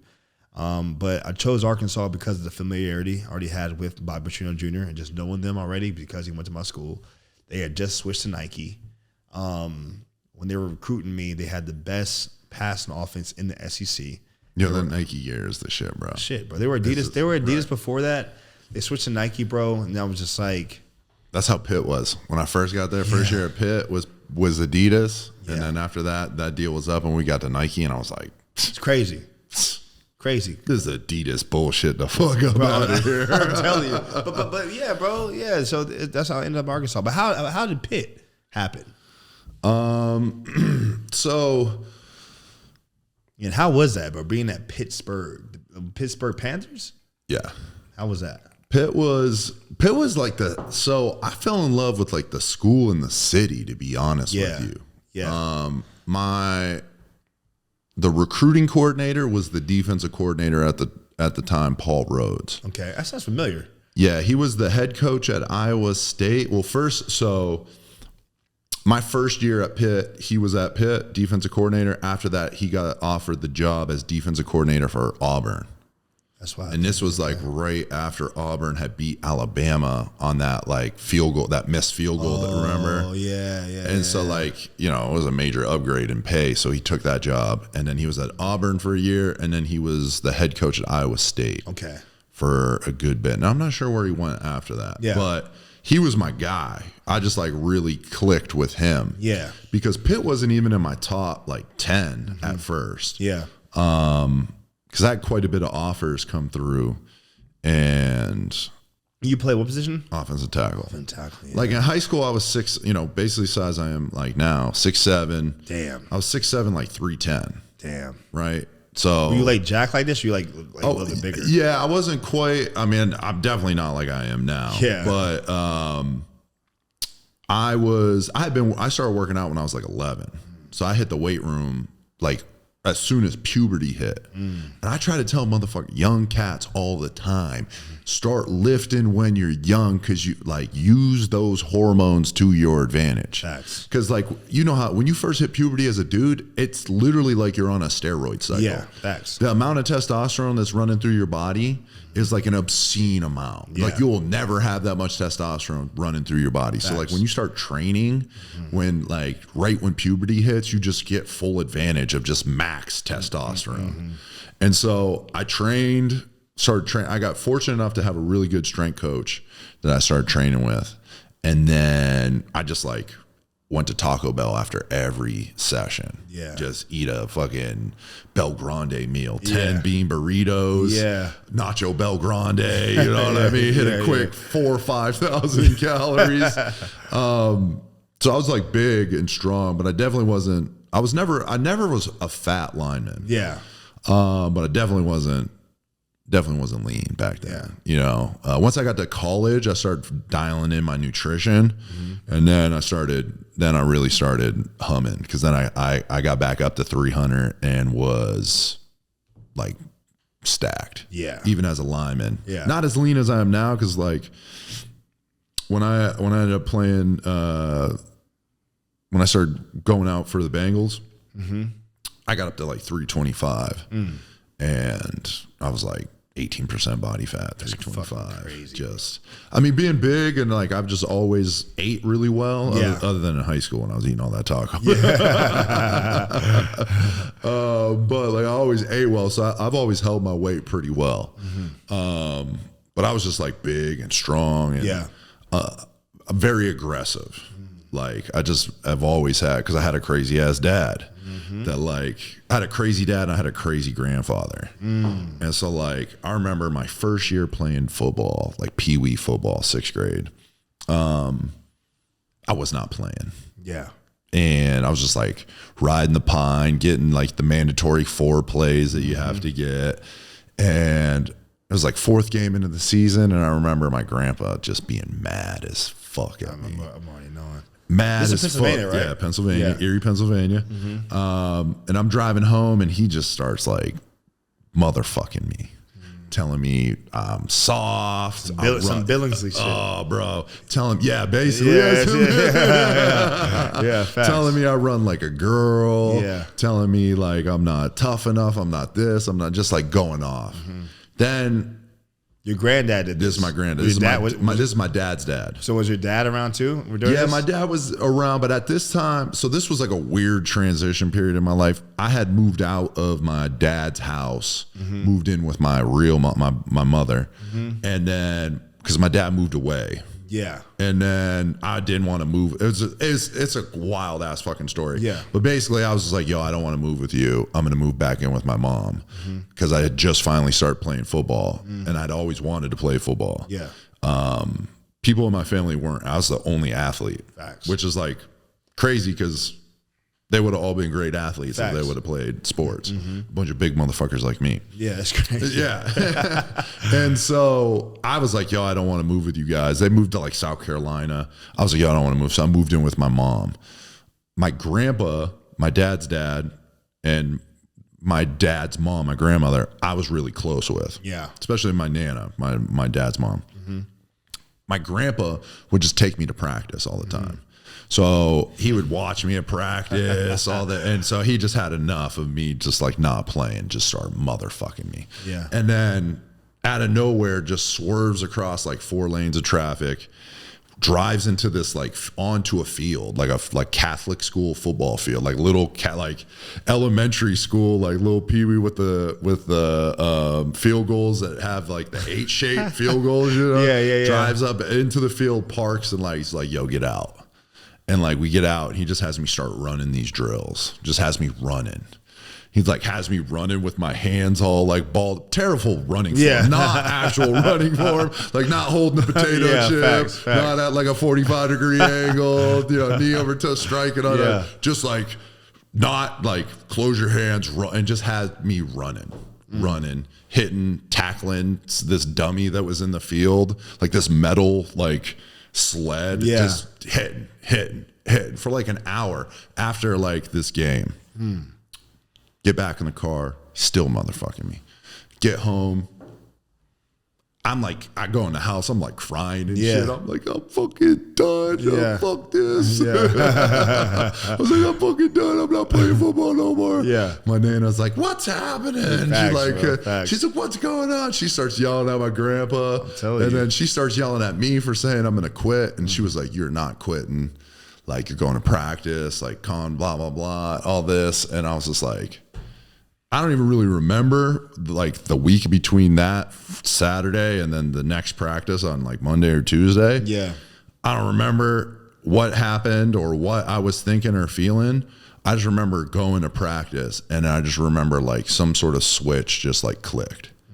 And I fucking murdered like everybody at practice that next day, bro. It's turned up. I remember like I injured like 3 of the guys. Damn.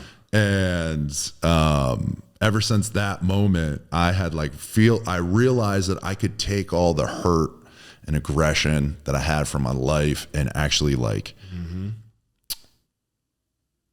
alchemize it into like this into this sport that was football. And because I had started off as a quarterback, and then I didn't play because the guy on the team was like, he was this black kid who just like had a cannon. I had a cannon too. I actually could throw farther than, but this motherfucker could run. And he was like, he had a mustache and shit. We were like 12. This dude had a full mustache. He could just, so like, I wasn't playing over this guy. So they just, you know, anytime you have a guy who's not playing and he's like 6'1", 180 pounds in the fucking 6th grade, you're like, put him on the line, right? Lineman. Right. So like I'm on the line. I have glasses under my helmet and shit, bro. I'm like pushing him up. I'm like trying to get into his stance all awkward. And then like I think that was like half the issue was like learning to get into an offensive or defensive lineman stance is like super awkward. Especially when you just like are big and like lanky. And like that summer I went from 5'8" at the end of fifth grade and the beginning of sixth grade, I was 6'1". Damn. And so it was just like all this awkwardness and like this. So I like sucked, and I'd never played football before. Mm-hmm. And then like my grandpa just had enough and just fucking snapped on me. And then like I snapped, and then I was like, oh, I can like fuck people up and like get away with it out here. And so that was kind of like the start of everything. But the Pitt, back to your question about how I chose Pitt. I was in the newspaper I remember being in 8th grade, being on like the front of the Erie Sports like Times. Mm-hmm. And then from there it was like, oh, like I'm this kid with this ability. And it like started giving me, like I started getting attention. Yeah. I started getting people like within the school district or in the city, like wanting to like look after me and like help me out. Mm-hmm. And so I remember one time, there's these 2 big schools, Cathedral Prep and Erie McDowell. They're like the 2 biggest schools in my region, and like good football schools. And it was like between the 2 of them, I ended up choosing going to like McDowell. And then like from there, you know, I had a great strength coach, great football program. And so like I started playing JV and varsity as a freshman. Mm-hmm. And then I just, you know, started getting a lot of like notoriety. I mean, I'm fucking 6'7", 290. That's crazy. In the 10th grade. And then that's crazy. My junior year, like I just like went nuts and like offense and defense. I was like first team All-State.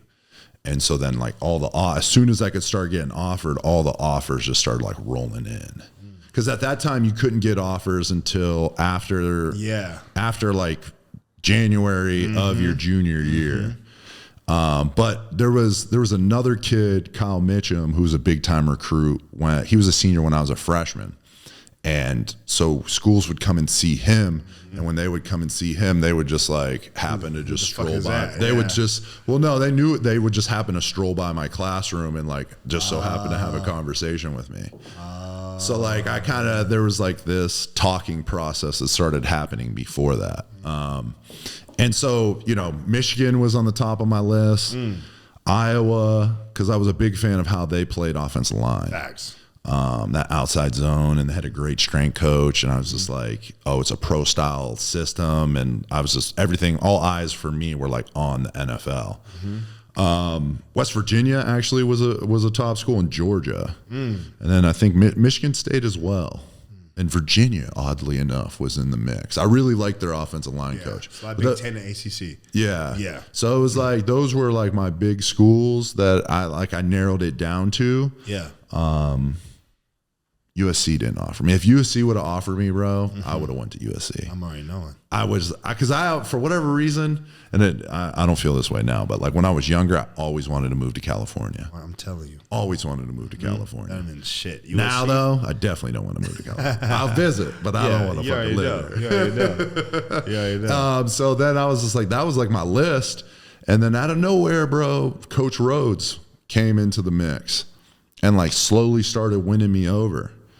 And then I liked the idea of going to school in the city. Like the University of Pittsburgh doesn't have like a campus. It's like Georgia Tech kind of. Yeah. Yep. Like Georgia Tech, where it's a campus in the city. Mm-hmm. Like I'm literally like walking to class and there's like nurses and doctors at you because all the hospitals are right near the University of Pittsburgh because of UPMC. Mm-hmm. So it was just a different experience, and I really liked that. I liked that because it was like grown up vibe, and I'd always, when I was young, I always wanted to be grown as fuck. Yeah. So I really liked that. I really liked Coach Rhodes, and then Pitt was brewing up a really dope, like a top like recruiting class. You play Aaron Donald? No, Aaron Donald was there the year after I got there. Oh, okay. Yeah. Okay. But I was there when LaShawn McCoy was there. Okay. Him and I were in the same class. Okay. Me and LaShawn. And so I was like looking at this class, and there was like, you know, we're about to be a top 15 class. Dave Wanstad's second year. Mm-hmm. And like Dave Wanstad is just like, he's a recruiter. That motherfucker can recruit. And he's got a great pedigree. And then he brought in a bunch of pro coaches as well. And I was just like, you know, I really like the school. I really like the guy who's recruiting me. Yeah. I like the city. Mm-hmm. I'm like, I love the strength coach there, Buddy Morris. And so I was like, you know what? I had this feeling, bro. I had this feeling come over me the summer going into my senior year. And I had it narrowed down to 5. And I remember one day just sitting on my back porch and being like, I'm going to Pitt. Yeah, I was going to Pitt, yeah. And like, I didn't even really wait to have the conversation with anybody. I was just like, yo, I called up Dave Wanstad and just was like, yo, I'm in. And then like, we had like a quick little conversation. And then I had to like tell the other schools like, yo, I hadn't committed to the University of Pittsburgh. There's really only one other school. That was the Coach Trickett. He was the offensive line coach for West Virginia. Yeah. Real crazy motherfucker, bro. Like, used to be a Marine, like drove his Harley everywhere, like just a madman. But like in the best kind of way. And I was like, yo, I want that guy to like coach me. Yeah. But I ended up, and that was actually one of the hardest things I had to do at the time, because I actually liked him better than Pitt's offensive line coach. But there was just something about Pitt that just called me. And so that's how I ended up there, man. That's what's up, bro. Pitt sounds like the fucking shit. Yeah. I've never been to Pittsburgh because I'm from Philly, born in Philly. Right. I've never been to Pittsburgh. Dude, I always tell people Pittsburgh is like the most underrated city in America. For real? Bro. First of all, the food. Rest in peace, Franco Harris, too, man. Oh, yeah, dude. I had read that. Yeah. Damn. R.I.P. I know, bro. 2 days before his jersey got retired. You sure he did? I feel like, I don't know for sure, but I feel like Franco Harris's jersey's definitely been retired. No, he's getting retired this Saturday. Because he's okay. Or whatever. He's getting retired in 2 days, and it's the 50-year anniversary of the Immaculate Reception. So it's like Pittsburgh legend, bro. Pittsburgh legend. Like, that's lore. That's so weird, though, like timing of that. Yeah. God would be working in some crazy-ass ways. Yeah. He doesn't care, though. God is like, earthly shit is like, whatever. What is that to him? Right. You know what I'm saying? Like, that's kind of crazy. I'm just like, what the fuck, bro? I always tell people Pittsburgh, first of all, the food in Pittsburgh. I haven't been to any cities that I can think of off the top of my head that have better food than Pittsburgh. Yeah. Pittsburgh's like an East Coast city, right? So it was built before there was grids, and it's built in between 3 rivers, right? So it's like in between 3 rivers through mountains and shit. And so it's like a super condensed city packed on top of itself. But you see each borough has like its own remnants of the past, where the different immigrant, like whether you were Russian Orthodox, Jewish, Italian, Polish, like there's the different boroughs in Pittsburgh that all are touched by those different ethnicities. And you can see it in the architecture still, and you see it in the food that's still there. And the food scene is just unreal. And then from a standpoint of things to do, you've got the Pirates, you've got the Penguins, you've got the Steelers, all right in the North Shore. You've got the casino right there. You're right on the river. There's the South Side, which has like the more bars per capita, like in a 27-mile block radius than anywhere else in the country. That's crazy. So it's like people in Pittsburgh, they like to, eat and drink, and they love their sports. Yeah. And so like the city's built for that. It's lit. And there's like a huge art scene there. Very underrated. Cause like think Andy Warhol's from Pittsburgh. Oh, okay. So this is the Warhol Museum. That's crazy. Yeah. And it's just like, and it's a tech city, medical tech city. Everyone call the Steel City, but that's remnants of the 70s. Yeah. The steel mills moved out. Pittsburgh went through like a depression. Yeah. 80s, 90s, even, kind of early 2000s. The medical tech that came in, UPMC, really transformed that city. Like it's a young city. I fuck with it. If it didn't snow, I would live there. I feel the same way about Philly. Yeah. I feel like Philly, New York, up north, bro, just different feel. Yep. In the South. Yep. An industrial, but also just like gritty feel that it gives you. And I guess maybe because I don't really go to Philly as much because I live here and shit. But once you're up there, it's like you don't want to leave because it's like a raw, genuine, authentic feeling that the North gives you that the South just doesn't do. Yeah. South's a great place to start a family, have land, and have a home. But if you're just like living and shit, bro, and just on some like fast paced living type shit, bro. Up north is the shit. It's funny, bro. People in the South, they move slower. Yeah, it's they just talk slower. They think slower. Different. When you come from a cold weather place, Crazy. You got to be hardy, right? You got to be on it. Like if you're going somewhere, you're intentional. Ain't nobody going out in the snow just for fun. Facts. You know what I mean? So it's like, okay, I need to get my shit. I need to get up and get going Facts. to get to this place because I need to get to work. I need to do this. I need to go here. There's fucking 2 feet of snow outside. It's 20 degrees. Telling you. And it makes a different, like a different kind of person. It does. You know, like little darker, sarcastic, you know, but real. Bro. It does. You know, it might be real. A little harder and rougher around the edges, but once you get past that, like you've got a real, genuine person. That's what my dad is like. I'm a Philly nigga. I'm niggas from Philly. So that's what it's like. He comes from that. So therefore, it's just like you have more. Yeah, you have respect for it, bro, because it's a different type of way they were brought up in the North. The North. Philly cats are wild, though. Philly cats are wild. Every Philly cat I met is wild. Philly cats are wild. Up north cats are wild. It's just different. You know what I'm saying? And it's just like LA and the West Coast. Everyone just they got a different style and sense of energy towards them, bro. You know what I'm saying? So everything's appreciated, though. Yeah, everything's appreciated. But okay, so talk about acting. How did you go from football? How to get to acting? We can both touch on that. But I'll start with you first. How did that go to the world of acting? So I had always known in the back of my mind that when I got done playing football, I was going to be in the WWE. Yeah. And it was I just didn't know when. Yeah. And so, funny enough, God sent me a message. I didn't make the team for the Bengals. Failed my physical. My right shoulder was tore. Failed the physical. They ended up letting me go. So I was like, okay, I'm gonna go to Canada. I'm gonna play in Canada, keep my film current, get surgery after the off season, and then come back and give it another go. In Canada, I was up there for like 2 days, bro. I got signed by Montreal. I had been signed with Montreal for like 4 or 6 months, something like that. Because there's a gap between the beginning of the NFL season and the beginning of the CFL. Yeah. I could have went to, because like linemen are a commodity up there. It's hard to find good linemen up in the CFL.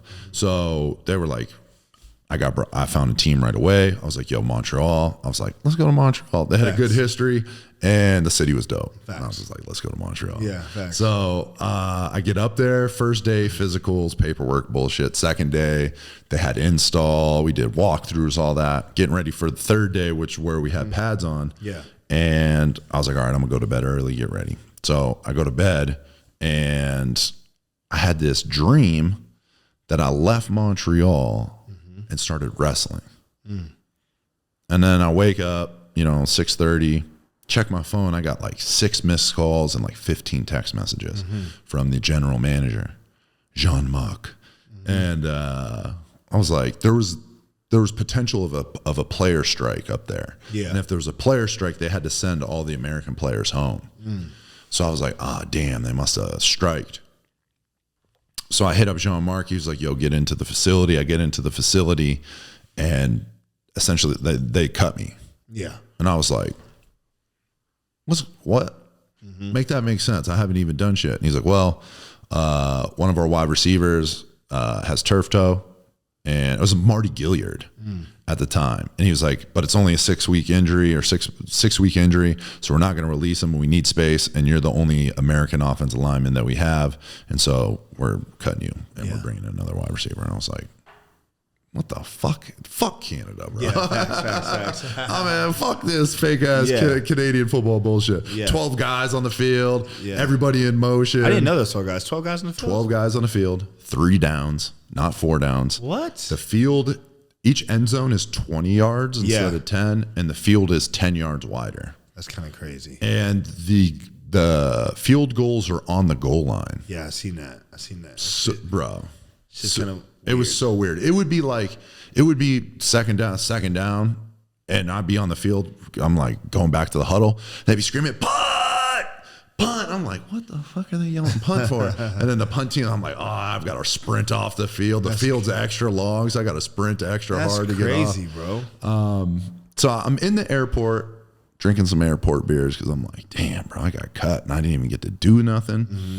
My agent's blowing me up because there's a bunch of other, because it's just camp had just started. Yeah. Hamilton was a team that wanted to bring me in. Toronto was another team that wanted to bring me in, and they were just like, they were blowing my agent up like, yo, let's get him into camp. And I'm sitting there drinking these airport beers. I hit up my offensive line coach from college, and I'm just like, hey man, I got released, blah blah blah blah blah. And he was like, bummer. What are you gonna do? And I was like, I think I'm done playing football, bro. Mm. And he was like, okay. He was like, well, what are you going to do? I was like, I think I'm about to start wrestling. Mm. And he was like, fuck yeah. And so then that was really all the confirmation I needed. I like hang up the phone and I'm just like, okay. Like, cause I'm just thinking about that dream. I'm sitting in the airport drinking these beers, thinking about that dream. Mm-hmm. And I'm just like, yo, it's time. It's time to move on. And so I hit up my agent Al, and I was like, "Yo, Al, I appreciate everything you've done, man, but like I'm done playing football." Mm-hmm. And he was like, "All right," he was like, "Cool." He's kind of thrown off by it, but he was like, "Cool," and we kind of like parted ways. And then I went back home, stayed with my gramps. My gramps let me stay in the basement because I was like broke, at this point. I was like, spent my last couple dollars on those airport beers, bro. They were $10 a beer, bro. Like a quick $40. Fuck it. Fuck it. And so I'm in the airport, or I'm back in Erie living with my gramps in the basement, like just turned 25. And I was like, fuck. I'm in the basement for a week, sulking, depressed, like mourning this past lover / figuring out how I'm going to become a pro wrestler. And so I started looking up schools to train at, and I ciphered through a bunch. Long story short, I ended up finding a school in Louisville, Kentucky. Yeah. Called the dude that trained there, that was the trainer there. He picked up, we talked. He was like, hey man, October. He was like, we've got a camp. We're going to start training beginners. You can come then. He was like $6,000 to start training for 10 weeks. I was like, all right, I'll see you there. Yeah. Fucking hung up the phone. I was like, all right, well, I got to make $6,000. Facts. And I started selling cars. Really? Yeah. For like 3 months, I sold cars. I was like top salesman in the new cars all 3 months, bro. I sold 15 cars every month. Damn. Making good money. Yeah. Yeah. I ended up making plenty enough. And so I moved to Louisville, October 18th hit. I drove down October 17th through the night in my Cadillac, bro. I had this Cadillac Eldorado 97. Damn. I bought it from this older lady. Yeah. It had like, when I first bought it in college, it had like 60,000 miles on it. Yeah. This old lady kept it in her garage the whole time. It was gold with like a maroon soft top. Yeah. And like this thing drove like a boat. It was a coupe. Yeah. Oh my God, I love that. I bet, bro. It's living. I love that car, bro. It's living. I drove that bitch down to Louisville, and I lived out of the car for like a week or two until I found a place down there. Showed up to this dungy ass warehouse with like a wrestling ring in it, and just started training. 10 weeks later, the WWE, like I got a call from the WWE. They're like, hey, we got a tryout in 13 days. We'd like you to come, but if you're not in shape, we've got another one in 6 months. And before he could finish, I just was like, yo, dmatha67@gmail.com. I'll see you in 13 days. Yeah. And then like hung up the phone on him. And like a few minutes later, I got my flight itinerary. Went down there. It was like a 3-day tryout. Where was this at again? Orlando. So I flew down to Orlando. Yeah. Trained down there. This 3-day, basically it was just like, they wanted to see if they could break you mentally. It was like 3 days of just, we didn't even wrestle. Yeah. It was like wrestling drills in a ring, right? 7 rings, and you would go from one ring to the next and just keep going for like 3 straight hours.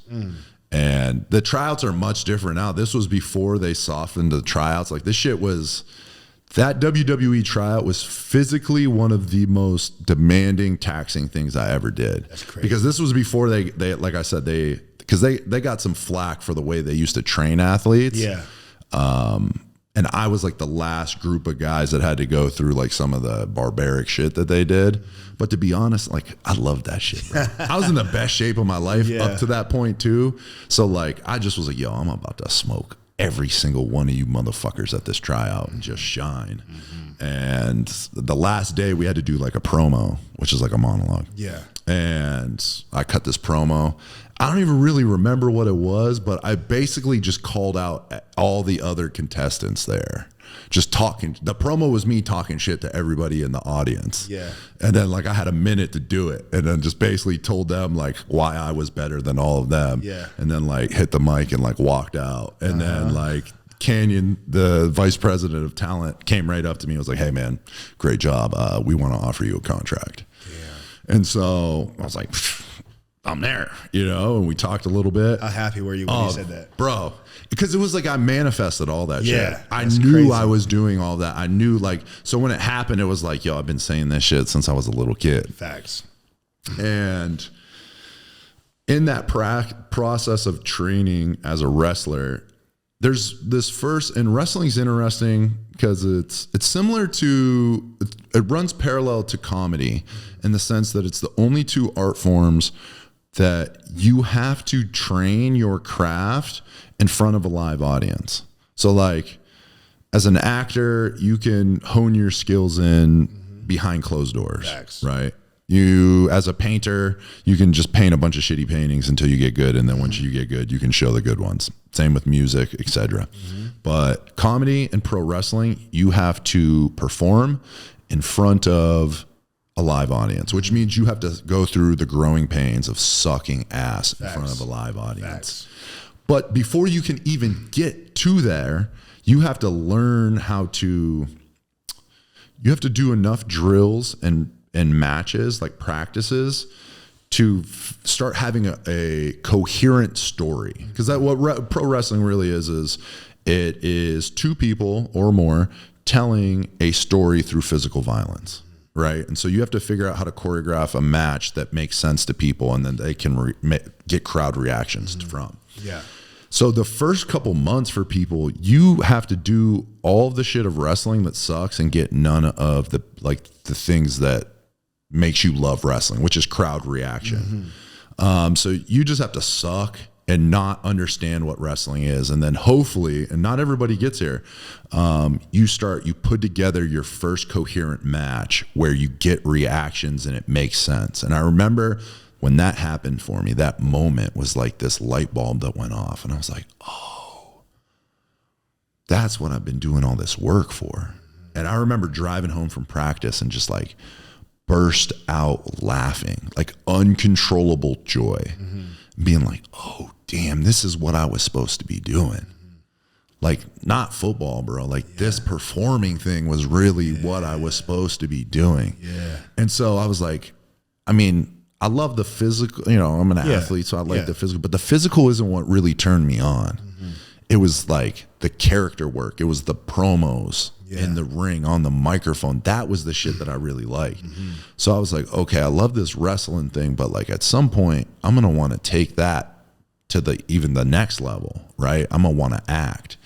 And so I took some acting classes while I was wrestling.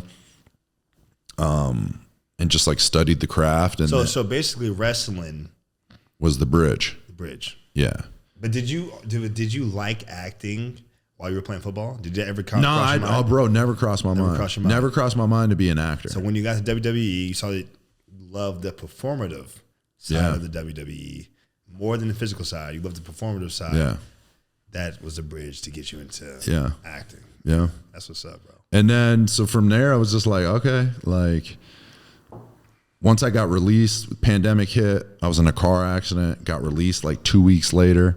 And so it kind of expedited the process, because it just goes back to like, God has a plan for you, right? Yeah. And so I was like, I didn't see none of that shit coming, but it came. And so I had to kind of deal with some trauma and some compartmentalizing that I was dealing with at the time that came from wrestling. And in that process, I was like, oh, all right, now it's time to pivot. Yeah.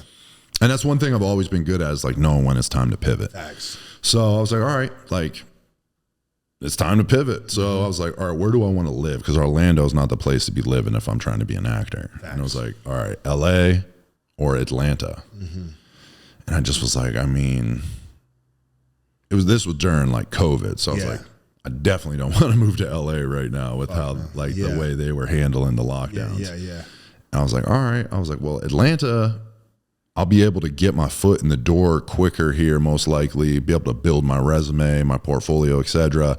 And looking 5 years out, Atlanta might be a bigger spot than LA is in terms of movies. So like, this might be the place to be. So I was like, all right, I'm gonna move to LA or to Atlanta. So like, I found a place up here, moved up here, found an acting coach, and we just started training. Who's your acting coach? Malik Ali. Oh yeah. I trained at Howard Fine, as well out in LA. But I've been training with Malik at Acts of Freedom, and you know, I look for some other places here and there to like do stuff with. But like honestly, I just look for places to like perform. And then I'm also I do a ton of audio work. So I'm doing like a bunch of voice work, and you know how it is as an act, like it's just like staying current, right? Like, and it's not even necessarily like the gigs that you're getting. It's, are you auditioning? Are you going out for plays? Are you writing shit? Right? Like, are you practicing and stuff? So like that's what got me here. And then, you know, I've been able to land some gigs since I've been here. Bro, that's amazing, bro. God's the greatest. He is. What about you, dude? How'd you get in? Bro, how did I get into acting, bro? Did you always know you wanted to be an actor? So basically, bro, my cousin, Donald Faison, so he played Petey in Remember the Titans. He was in Scrubs, Clueless, has a fucking dope-ass nationwide commercial with T-Mobile right now. He's probably just getting paid off that thing. He's just paid, just fucking paid. The residuals. It's crazy, bro. But yeah, bro, I mean, I've always been around an entertainment family. My dad was a producer, pianist. He had started with Harold Melvin and the Blue Notes. So Harold Melvin had Harold Melvin in the group, Teddy Pendergrass in the group. You know what I'm saying? Then my dad, he started working with Organized Noise. Organized Noise was the trio that helped find Outkast and Goody Mob. So basically, I was around just entertainment and just like shining lights. Niggas doing shit, entertaining and performing type shit. Because you got Outkast, Under 3000, Big Boy, Stankonia Studios. You got freaking Rico, Ray, Sleepy Brown. These are the producers who have created hits like Waterfalls, Miss Jackson, I Like the Way You Move. You know what I'm saying? These are records. Right. Hey Ya. Hits. Stankonia Studios. Been there more times than I can count. You know what I'm saying? Like, growing up and just seeing this shit, I'm like, yeah, I'm from like an entertainment family type shit. But I just happened by the grace of God to play sports. But I knew sports was my way. I've always went, like I said, we had this aspiration to be an NFL player. I want to do football, boom, boom, boom, boom, boom, boom, boom. But while I was doing that, I knew I loved music and I loved acting. You know what I'm saying? While I was younger, I had 4 siblings, but my 2 younger siblings, Isaiah and Olivia, we would create like movies on the home, you know, the old shit, the old videos and shit. Create movies. I did plays in high school. I did. I remember for real, bro. Like, I knew I could act. It was when we did this, like, we had to do To Kill a Mockingbird, and we had to record it and make a movie for a project. And I played like the slave, this country slave who I had like, I just want to be great. I know something's in me. I had to play the slave. You know what I'm saying? It was a country southern accent. And that's what I did. And I did this. And they went, oh my gosh, Julian, you can act. You're like good. Like, if you don't play football, nigga, you should act. Type shit. so shit like that, you know? And when I got to college, bro, the social side of me shined. I could play football. And the thing about it, bro, if I wanted to play in the league, and I'm sure you feel this way too, if you really wanted to, you could play in the league. I don't doubt that. Like, I don't doubt that at all. I mean, not now. I've been eating like a motherfucker and like my body's hurt. But if I wanted to pursue it more and like go after it, I could have played. But in college, bro, I saw that like the social. I've always been like a free spirited dude. I'm a Sagittarius guy. I'm a freedom guy. I like freedom. I like having a good time. Boom, bada bing. Energy. Character. Yeah, it's me, bro. Yeah, you know what I'm saying. And I fuck with fire signs. You know what I'm saying, bro. I fuck with fire signs. And then in college, bro, just my social side shined all the time. I could throw parties, the girls, the attention. And I'm talking about, my stats aren't that impressive. You know what I'm saying? They're good, but they're not like great like the stars we had. But the stars would just chill. They were really just homebodies, chilling with their girlfriends, smoking a little kush and shit. They weren't really out like me and my other friends who were playing football, who were like the social stars. Right. And that's kind of how like I found my way in to be popular within the team. You know what I'm saying? Like, bro, there's some talent on football teams, like charisma and entertainers that are just in a football locker room. Crazy. Bro. Like some of the most entertaining shit I've ever seen has been in the locker room. Facts, bro. And the crazy thing is, like, too, bro, that's true as fuck. But I knew myself, too. It's like, I'm not just a funny guy. I'm a nigga that can take this all the way if I really wanted to. I'm going to try this football shit. But, like, in the back of my head, because they were like, bro, Julian, man, you know, man, if you don't make it, bro, you know, you going to still be a star, bro. You going to shine, bro. I can see it. Type niggas. People would tell me that. I'm like, yeah, whatever. I'm playing football. Football ended. And me, knowing myself, knowing my path, like I talked about, bro, like you kind of figure out when you're younger where you want to take this life. You know what I'm saying? You kind of, from 0 to 5, I always look at my life in chapters. 0 through 6, 6 to 11, 11 through 17, 17 to 20, 25 chapters, you know what I'm saying? And then like you can kind of feel like a pivot happened. That's when the next chapter begins. So basically, bro, when I was younger, bro, I always told myself, legendary. You gotta be a legend, bro. Legendary, do legendary shit, nigga. I don't give a fuck how it happens, Julian. You gotta be legendary. So after football ended, did music for a while. Was producing for my little brother and stuff. Me and my little brother had like a music duo called I&J. You know what I'm saying? And we had like, this after football ended, bro. Because bro, music is my love too. I love music. So making beats and shit, producing. And my brother's a great artist, a little rapper and shit. He was rapping, he still is, you know what I'm saying? But he was rapping like a little bit more at this time. And we had created some hits on SoundCloud, like with 50,000 plays. So it was getting good, like, you know, good recognition. So I'm thinking, like, bro, me and you, bro, we going next, like, Metro Boomin and Future, nigga. We got to go take off and shit. Some shit happened. I had, unfortunately, like, had gotten locked up over some stupid shit, over some dumbass shit back in Arkansas, bro. And then my brother, he just went on some, my brother's Sagittarius, too. He's like a nomad-ass nigga, a voyager. You know what I'm saying? He's like a pilgrimage motherfucker. Yep. He will just, I'm going to New York, and I'm going to stay in New York for 5 months. Like, he's that type of shit. Like, you're not going to stop me. I'm going to do my own thing. So he was that type of personality. I love my brother to death. And a great artist and shit. You know what I'm saying? He's still working on his artistry. He still raps and makes music and stuff. But after I got out of prison, not prison, jail. I did 20 days now, motherfucker. After I got out of jail. 20 too many, bro. I know, bro. But very grateful. After I got out of there, bro, we can get on that after this. But after I got out of there, bro, it's like, I was like, yeah, the music shit, nah, it ain't going to go. Because my brother is too, like, it's just not consistent enough. Because he's like, he was on the road doing like Donald Trump rallies, selling T-shirts with his homeboy Keaton, who I love too. I love Keaton, my little homie too. But they were just on their own shit, bro, on their own path. And there was nothing wrong with that. So I was like, yeah, we can't make this work. I can't depend on that because he's doing his own thing. So I got to do something. So basically, bro, I was just like kind of just like in a place of confusion a little bit, but it still was like, I got to do something great. What can I do great? Shine at, get money at, and be legendary at, and have a platform at. I said, nigga, you know what it is. Like it's like a little nigga on the side. You know what it is, nigga. You know what it is. I said, fuck. It's acting, isn't it? He said, yeah, it's acting, nigga. You got to be an actor. I was like, bet. I'm going to be an actor. It took me a while, bro, to like fully step into being an actor and like transition from telling people I'm an actor. I mean, from a football player to an actor, it's like kind of nerve-wracking to be like, I'm stepping in, I am an actor. Like, nigga, you ain't no motherfucker. Nigga, you a football player. Nigga, get the fuck out of here. Like, no, I'm what really, you been in? Exactly. Right. What can I see you in, nigga?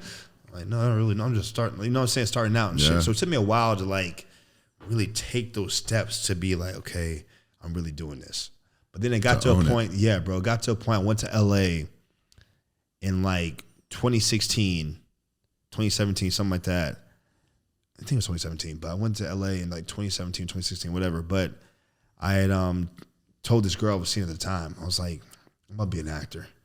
I'm going to take this shit serious. She's like, well, I do photography. I can take some headshots for you. I was like, well, shit, man. Like, fuck it. I'll take some headshots then. She comes to Atlanta, and she takes my headshots. We go to Piedmont Park. She takes my headshots. Fire. She edits them. Boom. I said, damn. It's kind of dope. Them headshots kind of dope. She said, yeah, they're nice, right? I said, yeah, they're nice. So I get my headshots. I go to Nick Conti's professional acting studio in Buckhead. Yeah. I go there, bro. I'm nervous as shit. I go on the website. I'm like, oh, fuck. Oh, I guess I'll audit the class. I audit the class. Go in there, see how the acting shit works. And then, like, I go to Central Casting. They're building in downtown and shit. The place there holds extras and shit. It does extra work. I go there. And I just basically, bro, step off that ledge and just, like, do the necessary things I needed to do to, like, I'm an actor now. So I go to Central Casting. I get a profile done with them so that I can start being on sets. So I can kind of get the understanding and encapsulate some of the things that go on set. Boom. I got my headshots now. Boom. So then I audited that Nick Conti school. They called me back like 2 months later, like, yeah, we have a spot open. You're going to be an acting class with Matt Scholar. So I got an acting class with Matt Scholar. Boom. Then Matt Scholar, I go to his class. You start learning about backstage and these acting profiles, Actors Access, all these things. Get a profile with them. Boom. So now I'm starting to kind of get my foundation. Now I got my Central Casting. I'm doing background work like every other week. Being on set, seeing how things are running, meeting new people, networking with motherfuckers. Got my Actors Access. So now I'm submitting things. Got my headshots. Boom. Got my size and metrics and stuff like that. And then, bro, basically just start small student projects start hitting me up. Like, yeah, you should audition for this, whatever. And this is when they had in-person auditions. Right. Thing about me, bro, I always knew, I mean, like I said, I knew I could act.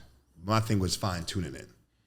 You know what I'm saying? I already knew I had the foundation. I have the charisma. I know I have the energy. I have the playfulness. I know I can do it. You had the flair for the theatrics. You just had to figure out all the technique to like let it come to life on film. Exactly, bro. And that's why I went to acting school and shit, so I can fine-tune that shit, bro. So then, bro, just like start getting some SCAD parts. And I was like, bro, you know, I can really do this shit. And the thing I love about acting, bro, I'm gonna get into, don't let me forget that thing I love about acting. But basically, did some SCAD projects. And then this project came across my backstage called The House Invictus. And this is like 2018, this comes across. So 2017, the end of 2017. I look at it, and they asked me to audition. I didn't audition for some reason. I don't know why I didn't audition. It's like I kind of like was scared to audition for it. But the director hit me up again. I was like, bro, I'm coming to Atlanta. You know what I'm saying? I want you to come out for in-person audition. I got a couple guys I want for these parts and shit. We're going to have because the movie is a frat movie, brotherhood movie called The House Invictus on Amazon Prime right now. You can watch it on Prime Video, House Invictus. But he said, we're going to have everyone who I want to be in the film, who I potentially see in the film, come to this house in East Atlanta, and we're just gonna have fun, have this like a fucking a workshop and see what people fit for what part, and we're gonna cast like that. So it was a different type of audition. Oh damn! Malik was there. Oh, that's how I know Malik. But it's like 25 guys, bro, come from this fucking part, right? From this House Invictus audition. I came there like 10 minutes late. Everyone's there, ready to roll. Everyone's on their fucking game face on. So lo and behold, bro, we just did a bunch of frat type, like, this is my fucking house. I will not stop until it was like some shit like that. It was like some fraternity acting audition. Everyone had to get in a circle and go crazy. And then after that, we had like a break, and then we had to do these scenes. Those frats have some weird rituals, bro. Bro, it was some crazy shit. They're like wild. Crazy, bro. Crazy. But then after that, we did that shit, bro. They like broke us up into two groups. And each group had to perform the same scene. But basically, like I said, it was a workshop seeing like which people fit what character. I got this nigga named Barry. And I read Barry's shit, bro. And I was like, I'm about to book this part, bro. This nigga is me, basically, dog. You know what I'm saying? Like, he had played football. He was flamboyant. He had flair. I was like, this is going to be easier for me to like act out and shit. So, bro, I did the shit. I acted out some other parts, but I was like, I really want Barry. I like this guy, Barry, bro. This nigga is me. Please, whatever. So I did the part, bro. We did the scenes and whatever. And then like 3 weeks later, the director hit me up and was like, Julian, we want to offer you the part of Barry. So I did this movie called The House Invictus, and we filmed it in January of 2018. It's coming on the 5-year anniversary, which is fucking crazy. But we filmed in 2018, bro, and it was like 15 black actors in this one movie. And the thing about it, it's a black movie. It's about this fraternity that invites these students. These students think they're coming to a fraternity that's dope, but later come to find out that the head honchos who run the fraternity, the big brothers of the shit, are really fucking demonic. They're crazy. They're racist. Because at the end of the day, it's a crazy ass movie. They're really like demonic. They're really they're really you know what I'm saying. They're what's the word I'm looking for when you're demonic? Not demonic. Evil? Not evil. Fucking damn. Let me get this.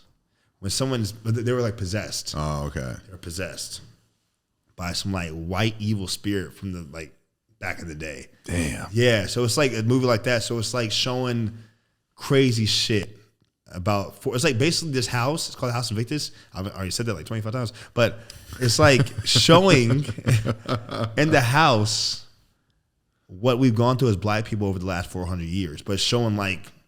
It's a weird movie. It's hard to explain. It's psychological. You just gotta go fucking see it. You just gotta watch it. You gotta just watch it, bro. Amazon Prime. It's like Mother, one of those movies. I don't know if you've seen Mother with Jennifer Lawrence and Javier Bardem, but it's like one of those weird movies, but it's a dope movie, bro.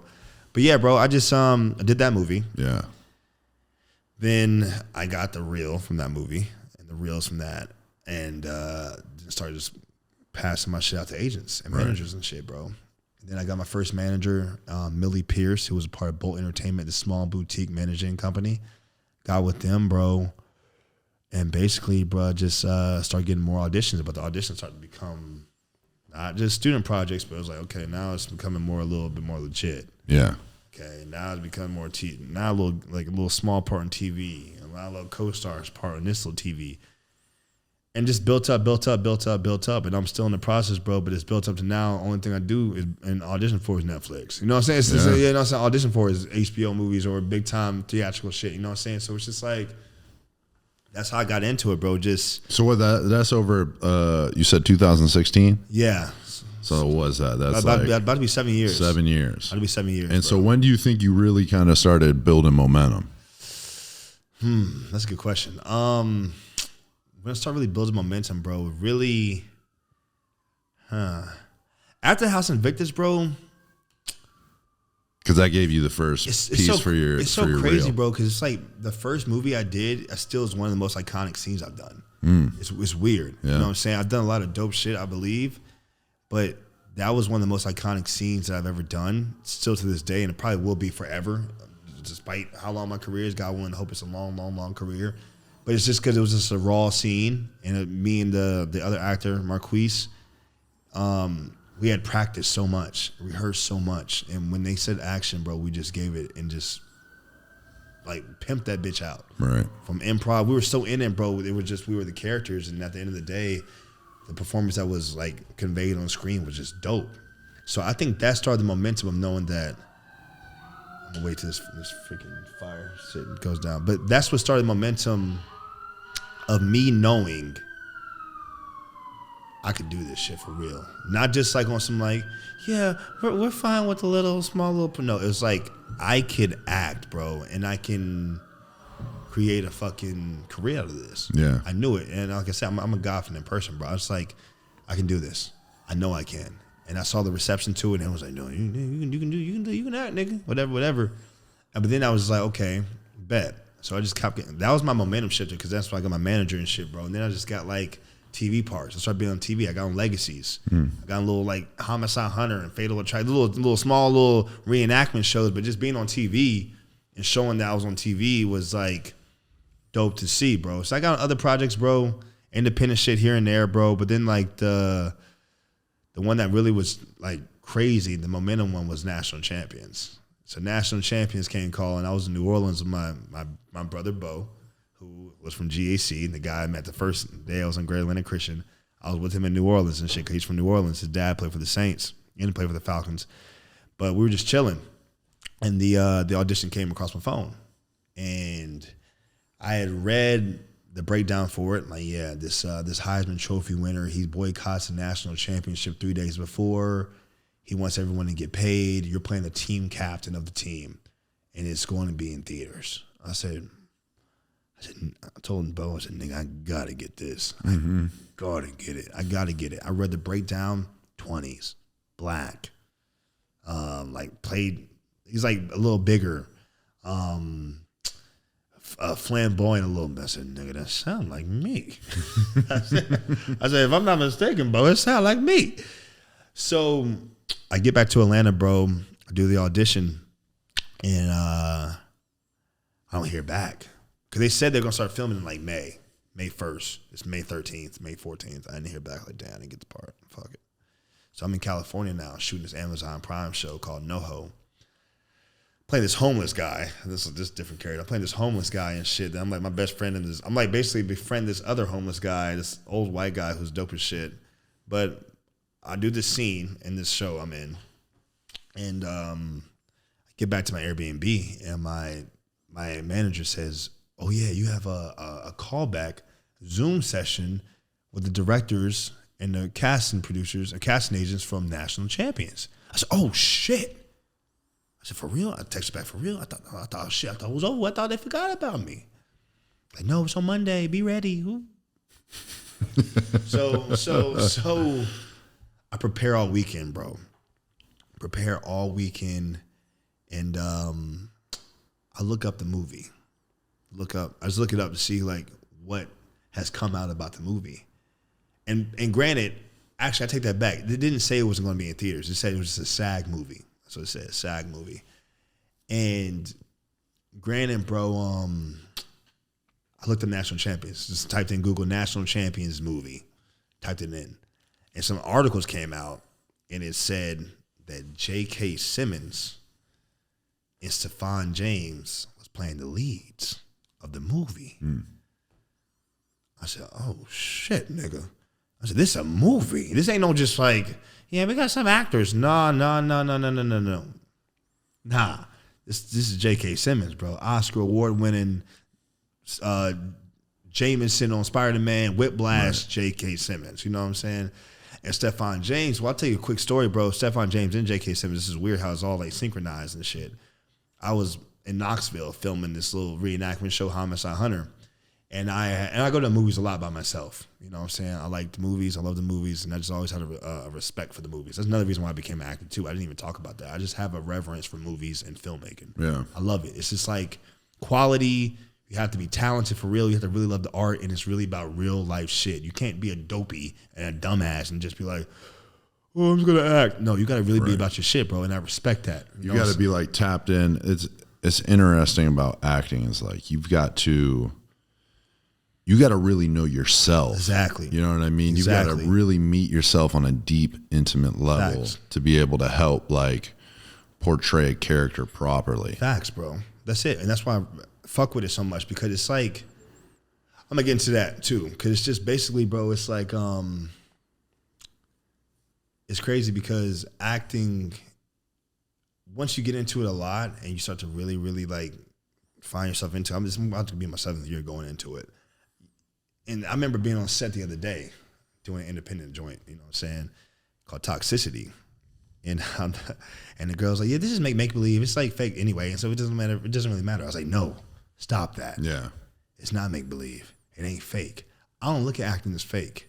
I don't look at it as fake. Never had. I mean, I used to, like, you just would push out emotions and push out certain things and make your face a certain way. And a lot of actors do that. You know, say, oh, I gotta be mad, angry. It's like, no, bro. The real actors are pros. As I am emerging as a pro, shit, if I am a fucking pro, it's like all this shit's real. It's real. It's real feelings. It's real emotions. This is real shit. You know what I'm saying? These are real feelings and real emotions that you gotta, if you gotta use substitution, you got to use whatever you got to use. You got to use Stella Adler, whatever you got to use, Meisner and being present. It don't really matter what you use. These are real feelings and real emotions that you have to use to bring to your character to give a real, live, raw performance so that the fucking audience can believe what they're viewing.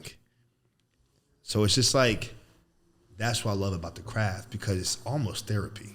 It's almost therapy in a way. You know what I'm saying? It's not just, oh, I'm going to act. No, it's like, this is what being a human is.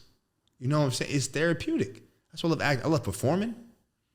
But it also just like for example, bro, like to get to, and I'm gonna get back on the national championship, but like for me, like I knew my strength was like flair and being charismatic on screen. My thing was being emotional. How can I be emotional and not force it? You know what I'm saying? How can I be? Because it's not about the tears. It's not about. It's really just having that real emotion behind it and really just like drawing people into you. How can I do that? And that takes practice.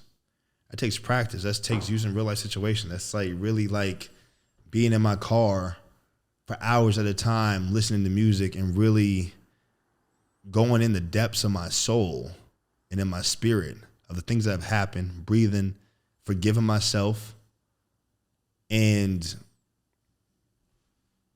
looking at myself in the mirror spiritually and just allowing myself to know that everything's okay. Is the music, do you use the music to invoke emotion? Yeah, a little bit sometimes. And are you using that to help you like dig deeper within your like subconscious essentially? For example, like Young Hearts Run Free by, I forgot, Candy Stanton or some shit. I got to get her name right because I can't fuck that up. Like, no, Candy Stanton, Young Hearts Run Free. Okay. Listening to it over here, you know what I'm saying? But it's just like, the chorus goes, young hearts run free. And it's the Young Hearts Run Free, bro. Like, I will listen to that and go back in time where things were simpler in the world, right? Things were simpler into the fact of like, when I was in high school, I was running around with my motherfucking niggas and shit, bro. Running free. And everything was good. But I'll think about like, okay, how can I use that in an emotional sense? But then I'll think about, that's when Nipsey was alive. That's when Kobe was alive. That's when Chadwick was alive. And even talking about now gets me emotional thinking about that's when niggas was alive. And it's like, and then the music's like, dun, dun, dun, dun. It's like the chords are positive and it's happy. And everyone was happy. But then it also gets you emotional because they're not here no more. And now I got to use that to a scene now. And that character is feeling that way. And then I'll bring that to the character and then action. That's real. That shit's really going on in my mind. Now I'm thinking about young hearts. And then now the script might be like, he says this, whatever. And now I'm thinking in my head the song, but I'm thinking about Kobe and I'm thinking about Vanessa. I'm thinking about the families that have been affected by the losses. And my character has to get emotional in the scene. And now I'm thinking that. And then I'll get emotional in the scene because I'm thinking about that and I'm sharing I'm being empathic of how these people that lost someone feel. And I bring that to my character because I have to have that emotion for the character. So it's just like practicing those techniques. That's real shit. Cause those are real thoughts. Those are real emotions. Those are real fucking shit, bro. It's real trauma that people have to go through, and you're sharing. And this is just an example of something that you may use, but it's just like I think it's so fascinating that you can, as an actor, portray these emotions on screen, create a story for a viewer to be moved by, to be inspired by, to teach by, to show things that you just can't show in another form sometimes, you know what I'm saying? Like, movies are so classic like that, bro, and that shit draws me in because I'm a real nigga and I'm in touch with my emotions. And I feel like being a football player, being an AAU basketball player, you come out with a lot of guys that don't know about that shit. Not to their fault, because they're a product of their environment sometimes. But at the same time, I've always been in touch with my emotions. You get told not to have those emotions. Yeah, you know what I'm saying, bro? You get told that, bro, and it's like, don't be vulnerable. But I've always been vulnerable. I've been an emotional kid my whole life. Yeah. I've always been in touch with my emotions. I've always listened to like shit that's like deep, you know what I'm saying? And to like have an avenue to be able to convey those emotions, to convey that character, and to do it, but to perform, to get paid by it. How can you not love acting? Like, that shit's amazing, bro. I fucking love it, bro. And it feels good to cry sometimes. You know what I'm saying? Yeah. You know what I'm saying? But I'm sorry. But back to the whole thing But National Champions and the momentum shifter and how me like feeling when I was going to like, I was on my way is that I was in Knoxville and I had gone to see Chadwick Boseman's 21 Bridges movie. And I went to go see the movie by myself. No one was in the theaters at the time. Just chilling. It was like probably like a Tuesday Ain't night. that the best time to go see a movie? Best fucking time, bro. Just no one's in there. No one's in there. Relaxing, enjoying it, but also studying it. This kid comes across, and it's this black kid, and he was great in the movie. Does a great job. J.K. Simmons is in the movie. Chadwick Boseman is in the movie, and man, that kid's pretty good. He's a good fucking actor. That'd be dope. I look him up after the movie. I look him up and shit. Stephon James, that's his name. So I'm like, yeah, this is your competition, nigga. You know what I'm saying? These are the people that you're going to have to compete with, you know what I'm saying, to like, you know, move up in the world and shit. So that happens. That's like a year and a half ago. Now I'm in the car in L.A. about the day before looking up National Champions movie to see who's in the movie and shit. J.K. Simmons and Stephon James. The same nigga a year and a half ago I said, like, that's your competition, nigga. Right. Boom, bada bing. So lo and behold, bro, the next day happens. I pray about it, and I have my Zoom director session with the director and the casting director. I kill it. I was prepared, and then I just waited. And then I prayed about it, bro. And then next day, dog, I woke up to like 6 messages from my manager. So answer the phone. I just woke up and said, answer the phone, wake up, call me back. I got good news. And then I called her. She said, you got the part for National Champions. They need you in New Orleans today or tomorrow or some shit. So I flew to New Orleans that next day. And I filmed National Champions, bro. And that was a big momentum shifter for me because during National Champions, that was my first theatrical and theater movie. You know what I'm saying? And the part I played was Orlando Bishop. He was a team captain for the Missouri Wolves.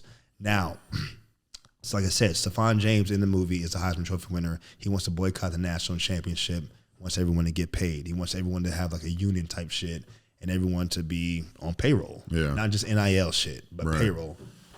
J.K. Simmons is the head coach. We had a bunch of actors in there. We had Uzo Aduba, who plays on Orange is the New Black. We had Timothy Olyphant, Jeffrey Donovan. We had David, I forgot his last name, but he's on Anchorman. We had just guys that I've been watching since I was a kid. And the great thing about that movie, bro, is that everyone had major parts, and I also had a major part in the movie as well. But the thing about it was, everyone who had major parts had been acting for fucking since I was a kid or been in a lot of shit. This is my first thing, and I also have a lot of speaking lines in this movie. You know what I'm saying? When we were filming it the first day, I get there. We're filming it in a hotel, Hyatt Regency. The first scene of the movie is J.K. Simmons' J.K. Simmons' speech, but this is halfway through the movie because we're starting the first scene halfway through the movie because J.K. had other obligations. So we only had 2 weeks to shoot all his shit. Right. So you already know how a movie goes. We shoot shit out of order all the time. Yeah, for people who don't know, like if there's a star or somebody of high priority they got to get the fuck up out of there. Get the fuck up out of there. You ain't going to shoot, like movies don't get shot from scene 1 to the end, right? Exactly. They get shot in like crazy ass order.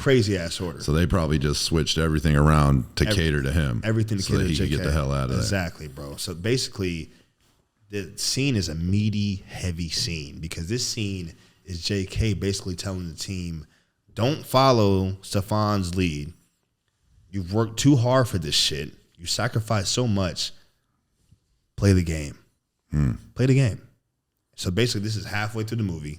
After a lot of shit's happened. Basically, it was crazy. So I get hair and makeup done. So basically, our trailers are hotel rooms, which is dope, like suites. It was fucking fire. But I remember the PA come like, Julian? Yo. I said, yo. I said, oh, the director wants to see you. He wants to know if how the meeting is supposed to look. You know what I'm saying? Like how the chair is supposed to look. I bet. I'll be down there. Dope. So the director was Rick Roman Wall, who directed like Olympus, The London Has Fallen. He directed. What else he directed some dope ass shit. He directed Greenland with Gerard Butler. He directed some like hard body, tough nose shit. That's his style, bro. Yeah. He's fire. So he asked me, like, Julian, so how would the chairs be? You know what I'm saying? I'm like, dang, he's already coming for me for advice and shit. This is dope. Because I play football. Yeah. So I'd tell him how the shit would be, how we had it at Arkansas, where we had 2 rows, boom, boom, and then we had like a middle open for the coach to come through and talk to the team. Bet. He said, bet. So basically I get my hair and makeup done and all that shit, bro. And then I'm sitting at the front of the meeting because I'm the team captain and shit. So I'm sitting in the front. And so the scene's about to start. And before that, we had already like chilled a little bit and had all the scenes set up and shit. But the scene about to start now. We got ready for everything. And I had met JK before the scene started. You know what I'm saying? And I finally meet JK and shit. And JK was cool as fuck, bro. Just a cool ass dude. I was nervous a little bit, but JK's cool as shit. Right. But the scene's about to start. So, sound speed, camera rolling, action. So basically, like I said, I'm in the front row of the meeting and shit. And JK comes from the back, his door slam, and he comes like a slow walk. Gets to the front. Has his hands on his hips and basically makes, bro, it's like a fucking 3 to 4 page monologue. And he eats, kills the monologue. He cries in it, gets emotional in it, has humor in it, he's serious in it. A spectrum of emotions in just one speech, bro. Damn. First take Drake's it. You know what I'm saying? Just kills it. Kills the motherfucker, bro. And everyone's just like, cut! And everyone kind of looks around like, oh, shit. I said, nigga, this nigga can act. This is an actor. I've been around some actors, but nigga, this nigga an actor. So I'm like, damn, this is crazy. So I'm chilling. Because basically, bro, my speaking lines aren't today. Because like I said, with JK, we're filming JK, I just need to be there because I'm team captain, show face type shit. So basically, bro, while we're getting ready for the next take, I remember chilling. I'm chilling and shit, talking to some of the extras and shit. Yo, bro, what's up, bro? What's up, bro? Whatever. I remember the director calling over Lil Rel from Get Out, the funny comedian from Get Out and shit. So Lil Rel's in the movie. Rick Roman calls him over, and he calls JK over. So they're in the huddle talking and shit. So I'm like, okay, whew, getting ready for take 2. Julian, come here. So who the fuck on there? Nigga, who the fuck said that? Who the fuck said that? Julian, come here. It's Rick Roman, the director. So Rick Roman, come here, bro. I was like, all right, bet. I'm coming. I'll go over there. Yeah, what's up? He said, after JK's speech this time, I want you to give a speech. It's your team. I said, what? Yeah, give a speech. It's your team. Rile them up. Do what you got to do. You know what I'm saying? Get them prepped for the fucking championship. I said, yes, sir. I'll do that. Yes, sir. Yes, I'll do that. Bro, JK's right there. Lil Rel's right there, and I'm huddled up with them. No script. They didn't give you no dialogue. No script, no nothing. They just want you to improv this motherfucker off the head. Shit. I'm ready. But am I? Am I fucking ready? Like, you know what I'm saying? Am I ready for this? But it's crazy because even at this moment, bro, being in the huddle with JK, Lil Rel, I'm like looking at Lil Rel. I'm like, nigga, I just saw you in Get Out 3 years ago. JK, I've been watching you since I was a fucking kid. And Rick Roman, I see him movies with Morgan Freeman and Gerard Butler. What the fuck am I doing here? Right. Like, why am I here? Type shit. But these are the sort of things that kind of churn in your mind. Like, okay, boom. Okay, scene 2 starts. Sound speed, camera roll, action. This time's a little bit different though. I ain't gonna lie, I made an acting mistake. I wasn't listening as much as I was the first time because the whole time I'm fucking going, JK's going, what am I gonna say? Yeah. So I'm like, okay, what am I gonna say? But I'm acting like I'm listening. What can I say to this team? What can I say? Okay, because bro, I'm not a raw leader. I'm more of a leader that just does shit. Niggas follow. I say what I need to say. I think I'm energetic, funny, whatever. But I'm not like a nigga follow me leader. Whatever. Yeah. I'm more like, bro, I do it it's real. Example. It's real and genuine, bro. I don't have to like, yo, listen up. This is what we gonna do. Like, I'm not that leader, bro. I'm not that guy. But that's what they wanted me to be in the scene. I gotta fucking do that. So it's just like, okay, how am I gonna do this? Whatever. I say, fuck it, just let go, bro. Whatever happens, whatever God wants, you go. Whatever it's doing. I don't know what I'm gonna say. I don't know what I'm gonna say to this shit.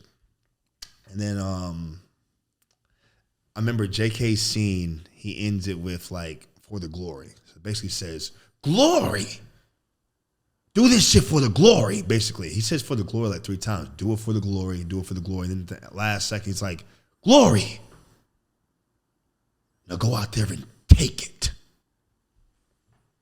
So then he finishes his shit, and I guess everyone waited for me to fucking go to like start clapping for this nigga. So I'm like, start clapping for him.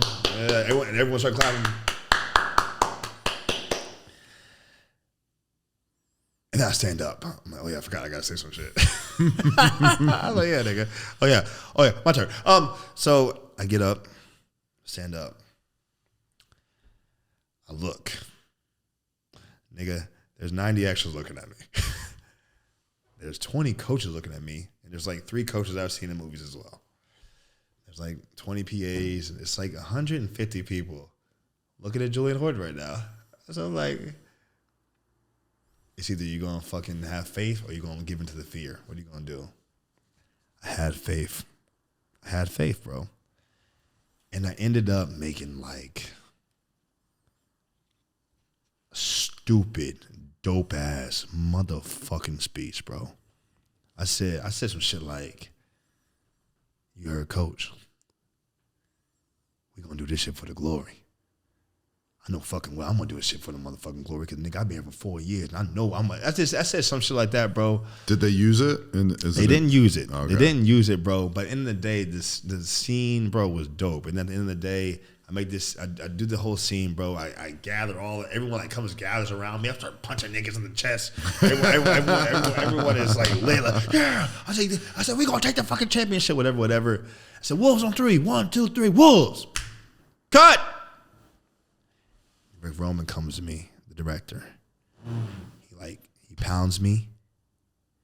He said, that's why I fucking hired you.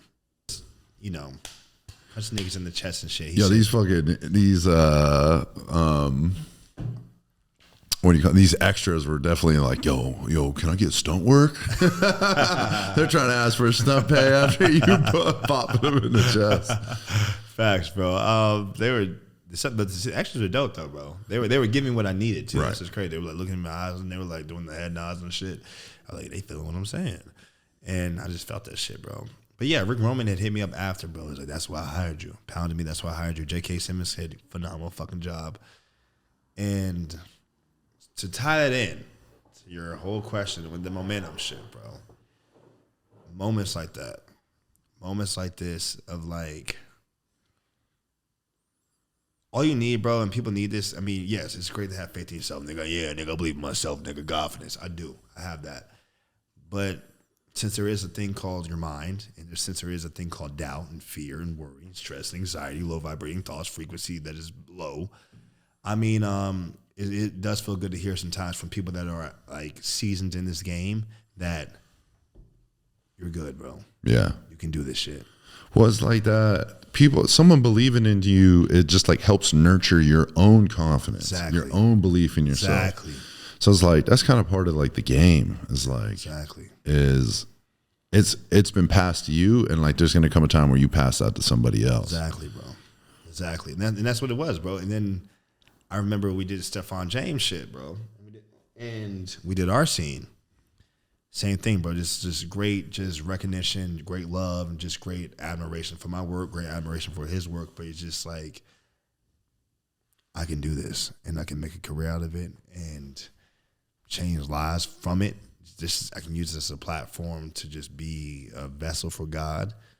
And that's just, bro, that's the journey I'm on right now, with acting, bro. And then, obviously, we did Black Spartans together, you know what I'm saying? And another big one, you know what I'm saying? And it's just Neil McDonough. Yeah. The guy, the man, the myth, the legend, bro. Even talking to him, man, Neil was so dope. And as he is a human being, Neil McDonough is just the GOAT, you know what I'm saying? Because people really don't understand, like they see him as a villain a lot in his films, but he's like totally opposite than that. You got some people like me, for example, the people I play in films, I'm kind of like myself, kind of. I play, you know what I'm saying? I'm like me kind of a little bit, but I'm still acting, obviously. And like Ryan Reynolds, he's himself. You see Ryan Reynolds? Yeah. You see certain people Like Neil's like a villain and shit, like scary. But you meet him in real life, bro, he's totally opposite, bro. God-fearing man, humble, helpful. And a quick story about Neil, bro. It's like, and like I said, bro, every booking is a confidence booster. You know what I'm saying? And then it's always grateful because the level of the quality of the projects, the way they are, and the way they're set up, Black Spartans is big. You know what I'm saying? So that's like, yeah, nigga, you're on your way, bro. You know what I'm saying? And that just makes you know that you're on the right path. You know what I'm saying? But Neil's so dope, bro. Just a side note shit. It's like we're at the table read, and it's I got there. Me and Casey Cott was there. You know what I'm saying? Ben Corey was there. Everyone's there. Neil comes in, and I meet Neil for the first time. Just cool. You know what I'm saying? Comes in Michigan State gear. Cool as shit. But the crazy thing is, I get to sit next to Neil during the table read. You know what I'm saying? So we start the table read, and we all have binders. And on my binder, we have this, like, the front, like, you know, the little thing in the binder that holds paper and shit? Yep. Yeah. It has, like, a little Four Seasons little scribbling pad in there. So we're going through the script and stuff, whatever. But in that Four Seasons scribbling pad, I'm, like, writing shit. And I always write God is the greatest on my shit. And I doodle, but I always write God's the greatest, God's the greatest, God's the greatest. Neil, out of nowhere, grabs my binder, like, during page 34 of reading the script. And we're on like page 34. Casey's like reading his character. He like grabs my binder. What the fuck Neil doing? Right. What the hell? And then Neil's just writing. I'm like, what's Neil writing? And he gives it back to me. And he pounds me. Like pounds my, you know. And then it said like, and you are great too, because you were made in his image. And Neil, and that just showed me already right there. I was like, yeah, Neil is like them different celebs. He's one of these different actors, one of these different high profile dudes. It's just like with the culture, bro. He's with the people. You know what I'm saying? He's not higher than thou. You don't have to feel very like tiptoey around him. It's like he's one of the guys type shit. He's dope as shit. And we saw that on set. Yeah. He didn't give a fuck, bro. He's just cool, bro. That Black Spartan set was the best set, favorite set ever been on, easily. And it might hold that title for the remainder of my career, bro, because I mean, yeah, I love dope sets, obviously, but the Black Spartan set, bro, is something cool because I think, first of all, it's football. Right. Everyone loves football. But I think you have a lot of like individuals there. We're all like kind of the same age. We're all like the 25 through 30, like 35 age group, you know what I'm saying? And everyone was there for a common goal to make a great film, bro. And it was just dope. There was no ego on that shit. Yeah, I was gonna say there wasn't a bunch of ego. No, and that's what I loved about it, bro. Like, no, this is the thing about it, bro. Yeah. So basically, no Black Spartans, no ego, amazing, great set, greatest set I've been on to this day. You know what I'm saying? And I just can't wait to get on more sets and just hope that the same camaraderie, the same chemistry, the same just energy is brought in, you know what I'm saying, with no ego, everyone trying to win and trying to have the common goal of making a great film. Well, it's kind of like a good football team. It's a group of men working towards a common goal, right? There was no ball hogs. There was no me guys. There was just a bunch of we guys. Bunch of we guys, bro. And everyone was so cool, bro, that like people were like chilling outside of the fucking set. And that was just, you know, we had fun too. It was dope, bro. But off air, we're on some other things talking about social media. Yeah. Talking about verifications, talking about just how social media in the positive ways we can utilize it and the negative, you know, fucking effects that it's had as well. You know what I'm saying? We were talking about that off air. And let's get on that on air, you know what I'm saying? As the video is on us right now. Let's get on that. That was the audio only, so let's bring a little bit of that here. We were talking about social media, like us millennials, like being the last generation that has that's grounded in reality in terms of growing up without social media, but being exposed to the technology and then not getting social media until not all the way through our full development, but we've got most of our mental development underway. Yes.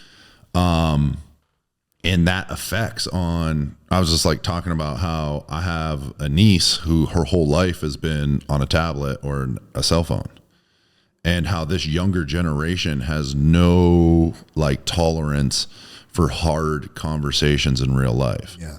No. Like my niece, she stayed with me for a week, and like we had to have a hard conversation, like, you know, confrontational conversation. And she, as soon as I'd walk out of the room, she would text me. Yeah. And I was like, yo, I was just in the room with you. And I would go out of my room to go talk to her in the living room. And then she like wouldn't talk to me. She would like laugh and make jokes about some other shit. Yeah. And then I'd go back in my room, and then she would text me. I was like, hold on a second, we're not playing this game. And then she'd be like, no, I don't like having these conversations. Let me text you. And I'm like, no, girl, like you need to develop this skill, because Facts. there's going to come a time where you enter the real world on your own, and you're not going to be able to text your boss. Facts. You know, you're not going to be able to text a police officer or text somebody in person that needs real life feedback right then and there. You need to have these experiences. Have to, bro. But those, and the reason why I brought that, we were talking about check marks. Yeah, verifications. And verifications, and like how silly it is that I understand the importance of verification, because there's a lot of people that are trying to trick people.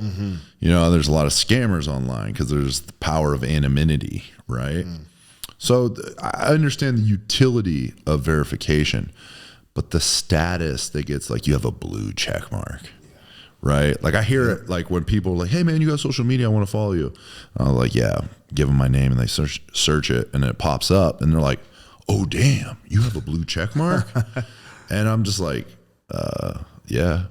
Like, I mean, yeah, I guess. Does that change how you feel about me now? Like, what the fuck are we talking about? I'm still the same person. Yeah. To some people, that's more important than like money.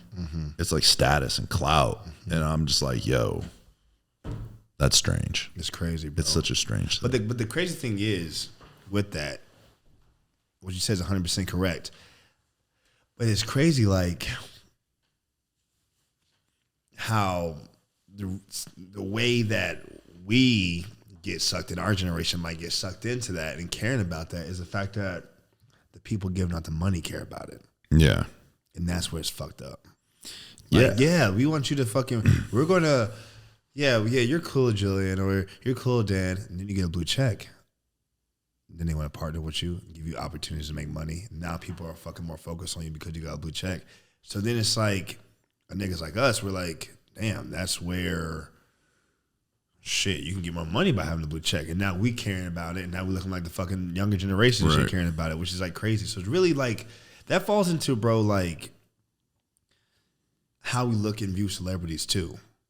Because after being around, I've been around celebrities my whole fucking life. You know what I'm saying? My dad, like I said, was with Organized Noise, and just being around, seeing Andre 3000 and Big Boy. And bro, my dad, I was young, bro. We went to Miami for the Super Bowl, me and Bo, the same guy, the best friend and shit. Because his dad played for the Saints, whatever. Went to the Super Bowl when they played the Colts. My dad was there in Miami. He gets us into a club, basically. Long story short, he gets us into a club through the back, through the kitchen. Drake, Wayne, Nicki Minaj. Basically, we're 18 years old, pimples all over my face, in the club with all these niggas and shit, bro. You know what I'm saying, basically. And it's just like, now acting and being around actors and shit that you've seen who are celebrities and shit. And it's basically crazy that when you really realize it, bro, they're just people. People. They're just people, bro. And at the end of the day, that novelty, it diminishes as soon as you start hanging out with them and realize they're just a person. They do the same shit you do type shit, bro. It's nothing that's crazy. God's the only one that separates everyone else as people, bro. There's something about the TV screen that, like, when you put somebody on it, it like puts them on a pedestal in people's minds. Facts. And it's just like, yo, they aren't really special. They're not. You know? In the sense that in the sense that none of us are special. None of us, yeah. We're all the same. We're all connected. Yeah, do they have a special talent that they've honed and crafted, and that, like, that's what they have, and like that's what you're seeing in front of you? Yeah. Yeah, for sure. But we all have a special gift and talent if we hone in on that. And it's just, I've always found it weird, like musicians. I love music, but I do not like knowing the artist that I like. I don't want to know the artist that I love listening to, because I don't want who they are to interfere with the art. Because sometimes, you know, you may find a dope ass artist that you just vibe to, you love their music, and then you start hearing them talk about shit and you're like, this motherfucker is a goofy ass motherfucker. And so I tried to like not attach myself to artists that I like your work. I love your work. I appreciate the craft, and that's it. I like want to keep all that other shit away from me. So I've always found it weird, and maybe that's like my ego, where I've never been like, oh, you're just another person. I'm not looking at you as special. Yeah. But I don't know. It seems to have served me well, because I'm never like, ooh, this person. Facts, bro. Right? It's like, okay, when I meet you, like, do you respect me? Are you treat me with respect? Are you looking me in the eye? Are you a good person? Like, how do you interact with all the people? How do you treat all the people around you? Especially like when you're a celebrity or somebody like a high profile individual on a set. I look at how you treat people that are beneath you, the guys that you could, or the girls that you could theoretically treat like shit, and like nothing's really going to happen to you. Like, how do you treat those people? That's like, to me, that's a big indicator. Yeah, bro. It's crazy, bro. Cause like I said that to say, cause I just had the verification, the blue checks, the people that are giving them money, they create the yearning for it. Yeah. The media, they create the desire and that blowing celebrities up and create that yearn of like, wow, they're so special. I gotta meet them. Oh my gosh, they're so great. So all in all, bro, the powers that be really create this shit. Well, they use the influencers. They use the influencers, but they use the influencers to grow the platform. That's why, like when Twitter first came, they gave Shaq, Mark Cuban, all these big high profile people money to go on, because then like they're the people, you know, that draw everyone else in. Same thing with Instagram. They gave, you know, the Kardashians and like all these high profile people like access and money to use it, and like that's why they give people their products. That's why they give them their products to use. And it's like, oh, you're using these people, these influential people, to draw more people into this thing. And it's like, it's the game. It's a game. This is crazy, bro, because it's like social media, everything is like they're using these people as kind of like pawns, and we're just fucking going on for the show. But do you fight the game? You know what I mean? Like, can you fight the game? You can try to fight the game, but to me, it's like, this game ain't going nowhere. And that's what makes so it's us. like, I got to play the game. Exactly. That's a whole But there's a way to play the game and not let it consume you. Facts. Right? Like, you are not your profile. You know what I mean? You're not your Instagram profile. Facts. Like, to me, one of the things that helped me start using like social media more is it's a tool. Yeah. This is a tool that will allow me to put out a product that I want to sell, a message that I want to get delivered to the masses. I can use this to help like strengthen my signal to the world. And that's how I look at it. I don't get attached to it. I don't let it consume me. And that's easier said than done, because this motherfucker is built to like hijack your brain, right? The cell phone people have used 100+ years of human psychology to program this phone to trigger every button in your brain that wants to keep you on it. One of the things I've been doing is I've been putting a limit on my screen time. Yeah. I got an alarm that goes off after a certain amount of time. Because like I started finding my screen time going up and up, you know? And I like to think I'm a pretty disciplined and mentally tough individual. But like I started finding my time going up on my phone, spending more time on my phone. I'm like, yo, fuck this thing. I need to just focus on using this thing for business. I've got this message I want to get out about health and fitness, this physical health. I got a great product that can help people achieve their goals, right? Their physical goals, mental goals. Let me put this out there and help people, right? This will help put that signal out there. But I'm not going to like let this thing consume me. And I think a lot of people let that thing consume them. And I think we just have to have be more intentional with our time. We definitely do. What are you going on? And it's okay if you want to go on and just like be mindless for entertainment purposes. But like once it starts consuming you, bro. And you're comparing yourself to other people and getting anxiety, bro, and having doubt and fear and worry because... You know, it's the oldest shit in the book. We've been talking about that for a long time and shit. Like, oh my gosh, and just the other person's highlight reel is we get it. We get it. It's just a highlight reel. This is a highlight reel, bro. And at the end of the day, that's when meditation and all this shit comes into play. Yeah. Because knowing yourself comes into effect during these times and shit. Because if you do let it consume you, you can get lost in the motherfucking bullshit. Yeah. You know what I'm saying? Yeah. It's easy to get lost in it. But it's the noise. Yeah, bro. It's easy. Because at the end of the day, you can find yourself comparing yourself to people. You can try to, I need shit, you seem like a crack fiend, nigga. I need a blue check, I need followers, nigga. I need everything, nigga. Now, it's like, bro, at the end of the day, the shit really doesn't matter. But the way the world is set up, it kind of does matter now, kind of. But like you said, you can't get consumed by it. You can't let it control you. And you got to know who you are at the end of the day. That's really it, bro. And that's why I meditate. Do you meditate? Yeah. You definitely. How long are you meditating? How long? Yeah. I usually about like I've been keeping it around like 10, 15 minutes in the morning. How long have you been meditating? How long am I going on now? Since 2017. So it's been a strong ass mind. Yeah. Strong ass mind. I know whenever I start to slip away from my practice, I notice it. It's one of those things you don't notice the effects it has on you while you're doing it. It's like vitamins, bro.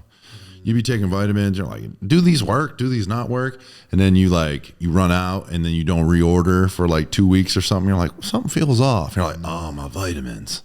It's the same thing. What vitamins you take? I take this green supplement. What's the name of that? I actually just switched to a different greens. I actually just switched to the AG1 Athletic Greens one. I just want to give them a try. So I've been using those as my multivitamin. Yeah. What about you? Bro, I've been taking, I do my Pro Edge 1-a-days. Doing that shit for probably like 10 years now. My fish oils. Heavy fish oils, bro. Heavy fish I take 6 grams every day. Plus, I eat salmon every morning. Oh, yeah, I see that jet fuel. Jet fuel, I have to fucking do it. Heavy on the fish oil. Heavy on ashwagandha. Okay. Big on ashwagandha. You talking about motherfucking like, I don't take it for a few times. Like, damn, I'm kind of stressed out, nigga. Shit, what's wrong? I ain't taking my ashwagandha. Ashwagandha is huge. Vitamin D3. Yep. Take vitamin A. I'm a vitamin guy. I'm a vitamin guy, bro. Important thing for vitamin D. You need to take it with vitamin K. Yeah. You need to take it with K2. They're very synergistic together. Okay. But what it does is it helps pull the calcium out of your bloodstream and deliver it into to the bones. Okay. Yeah. Okay. So they work really synergistically together. Vitamin D and vitamin K. Yeah, K2. Got it. Yeah. And K2 also helps with heart health as well. So it also pulls out the calcium out of the bloodstream, because something like the D will help bring calcium in, but the K pulls it out of the bloodstream and takes it where it needs to go. So you like to noted. Yeah, pair those motherfuckers together.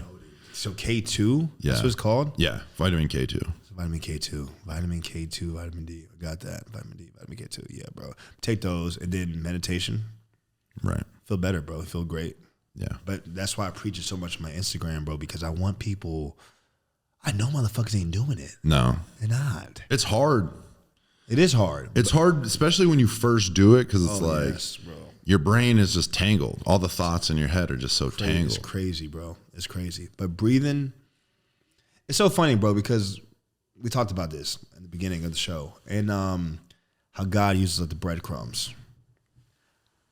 And how people how do I talk to God? Did he talk to me? Yo, nigga, do this. But he doesn't really, yeah. He also has given us the tools to make sure that lives are more easier and more efficient. Yeah. You know what I'm saying? He's given us tools to work with to make our lives better. our breath. Niggas be forgetting to breathe. I'm stressed out, nigga. Nigga, breathe, nigga. Breathe. Increase the gray matter in your brain. Yeah. Breathe. You breathe for 5 times, like 5 times, 5 deep breaths. Like, I do feel a little more relaxed. Okay, then, motherfucker, do that shit for 20 minutes straight every day for this week. Yeah. And it's going to make changes, bro. You take your vitamins, you meditate. And at the end of the day, you see yourself just like, whoa, I feel more like enlightened. I feel more my chakras are aligned and shit. And it's easy. But at the end of the day, did you pay for anything? Well, shit, I paid for the vitamins. Nigga, did you pay for anything? No, you didn't have to pay for nothing like that, bro. You spent $20, $30 on some vitamins and shit. But at the end of the day, it's crazy that it's like, it's just easier shit given to us. Take a walk. Take a walk. Low hanging fruit, bro. Bro, I walk like a bitch. I walk a lot. When I was getting ready for Black Spartans, I didn't run and go crazy in the gym. I walked 8 miles a day. Yeah. Just walked. And talked to God. And breathe. And then go over my script. So 4 hours I'm walking, go over my script, I'm ready. And it's like, bro, and then your brain retains information faster that way. And I really don't know if that's a scientific fact, but it feels like it does. But at the same time, it's just like, this all just ties into just letting this world consume you. You know what I'm saying? It's just knowing yourself, bro. And the reason why I can speak on this and the reason why I talk about this and why we're talking about it is because you see so many people, and I'm not judging nobody because at the end of the day, I still got a lot of work to do. You got a lot of work to do. Yeah. We all are always working. But it's just like you see the world in the shape it's in and the people that's in it. And you can just like, you can sense and your energy can feel that their internal, and I'm not judging because we all, like I said, we're all working, but it's just like I'm just saying more things can be done so their lives can get easier. Because I see a lot of people going through it, like stress, anxiety, depression, and people go through a lot of rough patches and shit. But it's like, what are you doing to combat it? Are you using your phone to combat it? Or are you using the God-given tools that he's giving you freely to combat it? You know what I'm saying? But I don't like to meditate. Do I have fun? You got to learn. Yeah. You got to learn. I don't like because at the end of the day, it's so easy to get on your phone. It rises the dopamine quicker. But at the end of the day, the long-lasting effects of that are harmful. Right. Whereas the long-lasting effects of meditation are delightful. Right. But it's like the working out. Are you working out? Are you doing physical activity every day? Right. Are you breathing? Breath is like the foundation of everything, so bro. So great. Are you staying hydrated? Are you eating and getting enough protein in all your meals? Facts. And are you getting 8 hours of sleep? That's huge too. Yo, all of the mental anguish you're going through, if you just do those 4 things, most people will eliminate the majority of their mental anguish. I'm telling you. At least more tolerable that you can control it easier. Yeah. You know what I'm saying? Because sometimes it's unbearable. Like, fuck, I'm fine. But it's like, my mind's going crazy. But it's like you said, bro, 8 hours of sleep, meditate, work out, eat protein, eat the right thing, bro. You just like, the gaze in your brain, your perspective changes. Because at the end of the day, it's like, I've had anxiety attacks. You know what I'm saying? I've had panic attacks before. But it's like, why am I not having them now? It's the same brain. It's the same brain, the same mind. It's just like the gaze changes. And you just feel like you're not as pressured by your own thoughts no more. It's like, them niggas took a day off. I'm chilling, nigga. Do your thing, nigga. You can chill, Jay. I'm not going to fuck with you today. And it's like the more you work on yourself, like, you ain't going to fuck with me? I'm going to work on myself more. Yeah. I'll never have y'all fuck with me ever again. So it's just like that, bro. It's just like, I've learned that though, like meditation, and that's why I be such an advocate for on my social media, Instagram. Like, y'all niggas need to breathe, because I be in Lifetime, workout, boom, I play basketball, bro. Then I hit the steamroll, nigga. I hit the steamroll. I hit the R&B playlist, bro.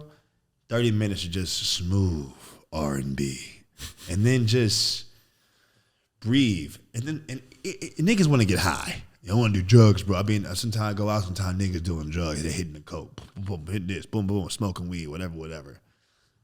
Nigga, it ain't nothing compared to a meditation high. Where you feel like you floating in that bitch. And it's all because of your breath. And that steam hitting, bro, and it's like, it's warm, and it's, you know, you're sweating, and you feel like physically good, and you know you're getting all this toxins out your body and shit, and then you're breathing, and you got good music on, and it's about a girl, and you're visualizing the girl a little bit, and next thing you know, you're focusing on your breath, and then the girl pops up, and you're like, damn, she bad as fuck. Damn, we in space together. And now you're just floating. Like, damn, I never want to leave your side, bitch. Damn. And then it's just the shit. And then you get out of that, and then you go to your car, I'm basically describing my like out of body experience. Bro, it really is, bro. So you go to your car, bro. Sometimes I'm too present. I'll be like, what the like, what is this, bro? Like, what is going on type shit? I feel like an alien type shit, but it feels good though. Yeah. I feel like I'm just here. I feel like my mind is thoughtless. And that's what I learned, bro, is that they want to think positive. Think positive. No, it's really just think presently and be present, because the more you think positive, then it gives a chance for fear to come in like, what if it doesn't happen, nigga? It's like that. So it's like thinking negative, think positive. No, it's more just being neutral and being balanced. Right. And the biggest thing with meditation is like, it's not like thinking nothing. Exactly. It's not holding on to a thought. Exactly. Right? Don't judge a thought. Don't judge a thought. Mm-hmm. Like the judge is there, observe it. Okay, let it go. Mm-hmm. It's like in one ear, out the other. Facts. And like that's the real practice. Mm-hmm. Flow. And then flow. Just here it is. I'll let it, because sometimes I'll be breathing and then I'll lose track. I'll be thinking about a thought, right? A thought will come in and I'll be there instead of being present. I'll be like, oh, and like early on in your practice, you'll be like, fuck, man, I'm not being present. I'm not thinking about nothing. You'll hang on to that thought. It's like sometimes I may doze off, not doze off, but just like drift off into a thought, and I'm like, oh shit, I'm supposed to be with my breath. And I just let that thing go and I get right back to my breath. Mm-hmm. Some days I'm able to just, every thought that comes in and it goes right out my ear. I don't even think about them ever. Like one comes, okay, it goes. Some days meditation is harder than others. Mm-hmm. Some days I'm getting stuck on a thought, right? That motherfucker just keeps coming back. It's a sign. Why does that thought keep coming? But I don't judge the thought. I don't beat myself up. I think a lot of times people just beat themselves up. And then if you're not meditating, truth, that is like, that becomes brutal, right? You become sadistic. Mm-hmm. That is the truest shit, bro. That's where the intrusive thoughts come. Yeah. And then you're trying to push those thoughts away. The more you push away, the stronger they become. Right. And that's why the art of meditation is so pivotal and so imperative, because it's like you just said, it teaches you just to not judge a thought and just let that shit flow. Right. And the more you fucking think about it, it's like let it flow. Because I used to work at Verizon Wireless, and this guy said some shit to me. This like white dude, this old white dude, just random. He's like, you can't multitask. He told me you can't multitask. I said, nigga, what the fuck? I can multitask, nigga. I was like, what the fuck are you talking about? No, you can't. It's like your brain just moves so fast from one thing to another. You think you're multitasking, but you really just. Well, what were we talking about again? You were talking about not being able to multitask. Oh, yeah. And why were we talking about that again? We were talking about not being able to multitask. We're back on the video. What's happening? Fucking camera. Why were we talking about not being able to multitask? You were talking about your boy at Verizon was teaching you. Yeah, he taught me multi, but why? Can't multi. I'm trying to think why. Why the fuck we? Yeah. Basically, you can't multitask, and damn, what was the reason why? I just watch this shit again when it comes out. Some reason though, I think it was meditation. Something. We were talking about meditation, untangling the mind, not fixating on intrusive thoughts. Yeah, something like that. We're getting there. Yeah. And I think I got it. Okay. Multitask. He said you can't multitask. And once I learned that you really can't scientifically multitask, it made me, while I'm meditating, know that like, if you can train your mind, how do I say this? Because I don't even know what the fuck we were talking about, trying to get back on track. If you can train your mind, like when a negative thought comes in there, intrusive thoughts, when they come in shit, it's like, since we can't multitask, we have to focus back on being present. And that's why meditation is so crucial. And that's why it trains your brain to do that. So we get back to the breath. Your brain can only focus on one thing at once. So now it's focused on the breath. Focus on the breath. Focus on the breath. Focus on the breath. Okay, damn, bad thought. But see, it's like a fucking battle.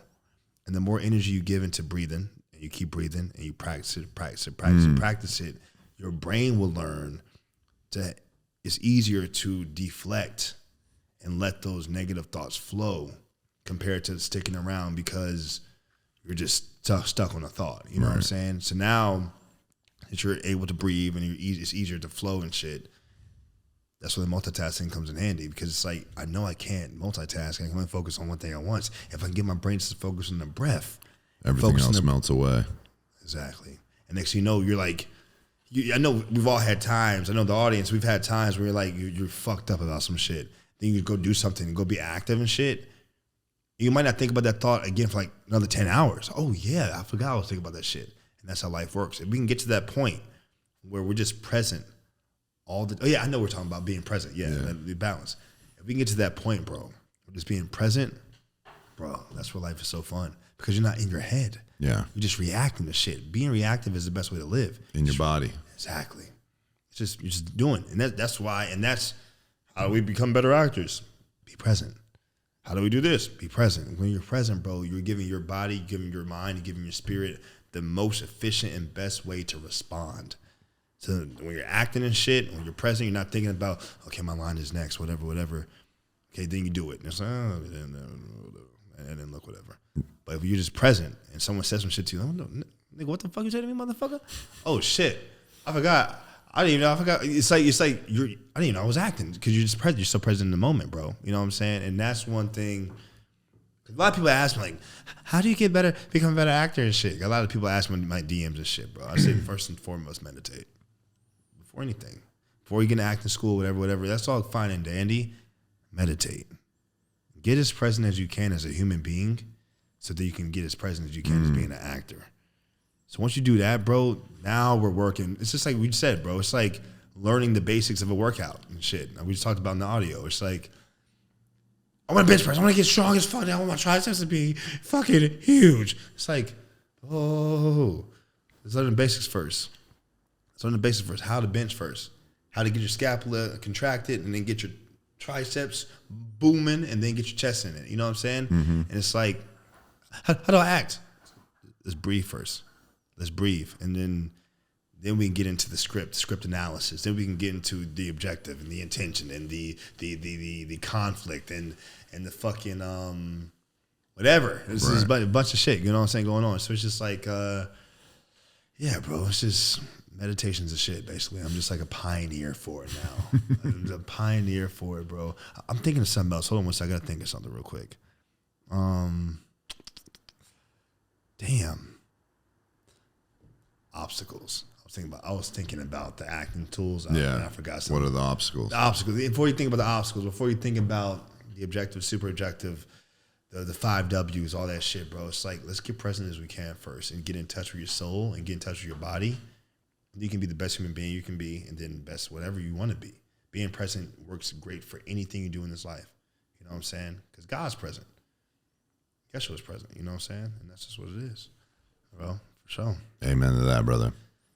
Amen to that. Amen to that, bro. I think this is a perfect place to wrap up. We're like 3.5 hours into this. 3.5 hours, bro. I know. That's kind of crazy. Time flies when you're having a good conversation. Flies, bro.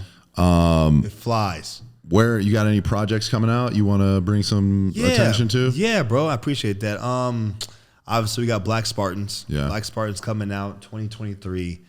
Hopefully even getting in theaters. But if not, maybe Apple or some shit like that. Maybe some shit. I don't know. Black Spartans coming out. I got another SAG movie coming out called Release, which is about meditation and stuff. I play like a massage therapist in that movie. You know, Julian be a masseuse. Then I have this other movie called Toxicity. It's an independent film with some of the dudes from Tyler Perry Studios doing that. And then The Spirit of Ecstasy. We got some short film I did for my homeboy Sean Kelly and shit. So we got like 4 projects coming out. Oh yeah, and then we got the Re-Education of Molly Singer. That we don't know what that's coming out, what distribution is coming out. Well, I don't know where it's coming out on, but I know got some great actors in that as well. You know what I'm saying? So we got like 5, 6 projects coming out right now, bro. And just auditioning. Getting ready to work in this new year, bro. And getting ready to turn up 2023, bro. And just continue to advance, elevate, get more money, get smarter, get wiser, and be better. Not just and get better and be better. You know what I'm saying? And just be better. I just want to tell everyone God's the greatest. Yeshua is king. Have God as your foundation. have them as your GPS, and you'll know which way to go and navigate this life. You know what I'm saying? Amen, brother. My man. I appreciate you. I appreciate you, brother. Love you. God bless you. Love you, brother.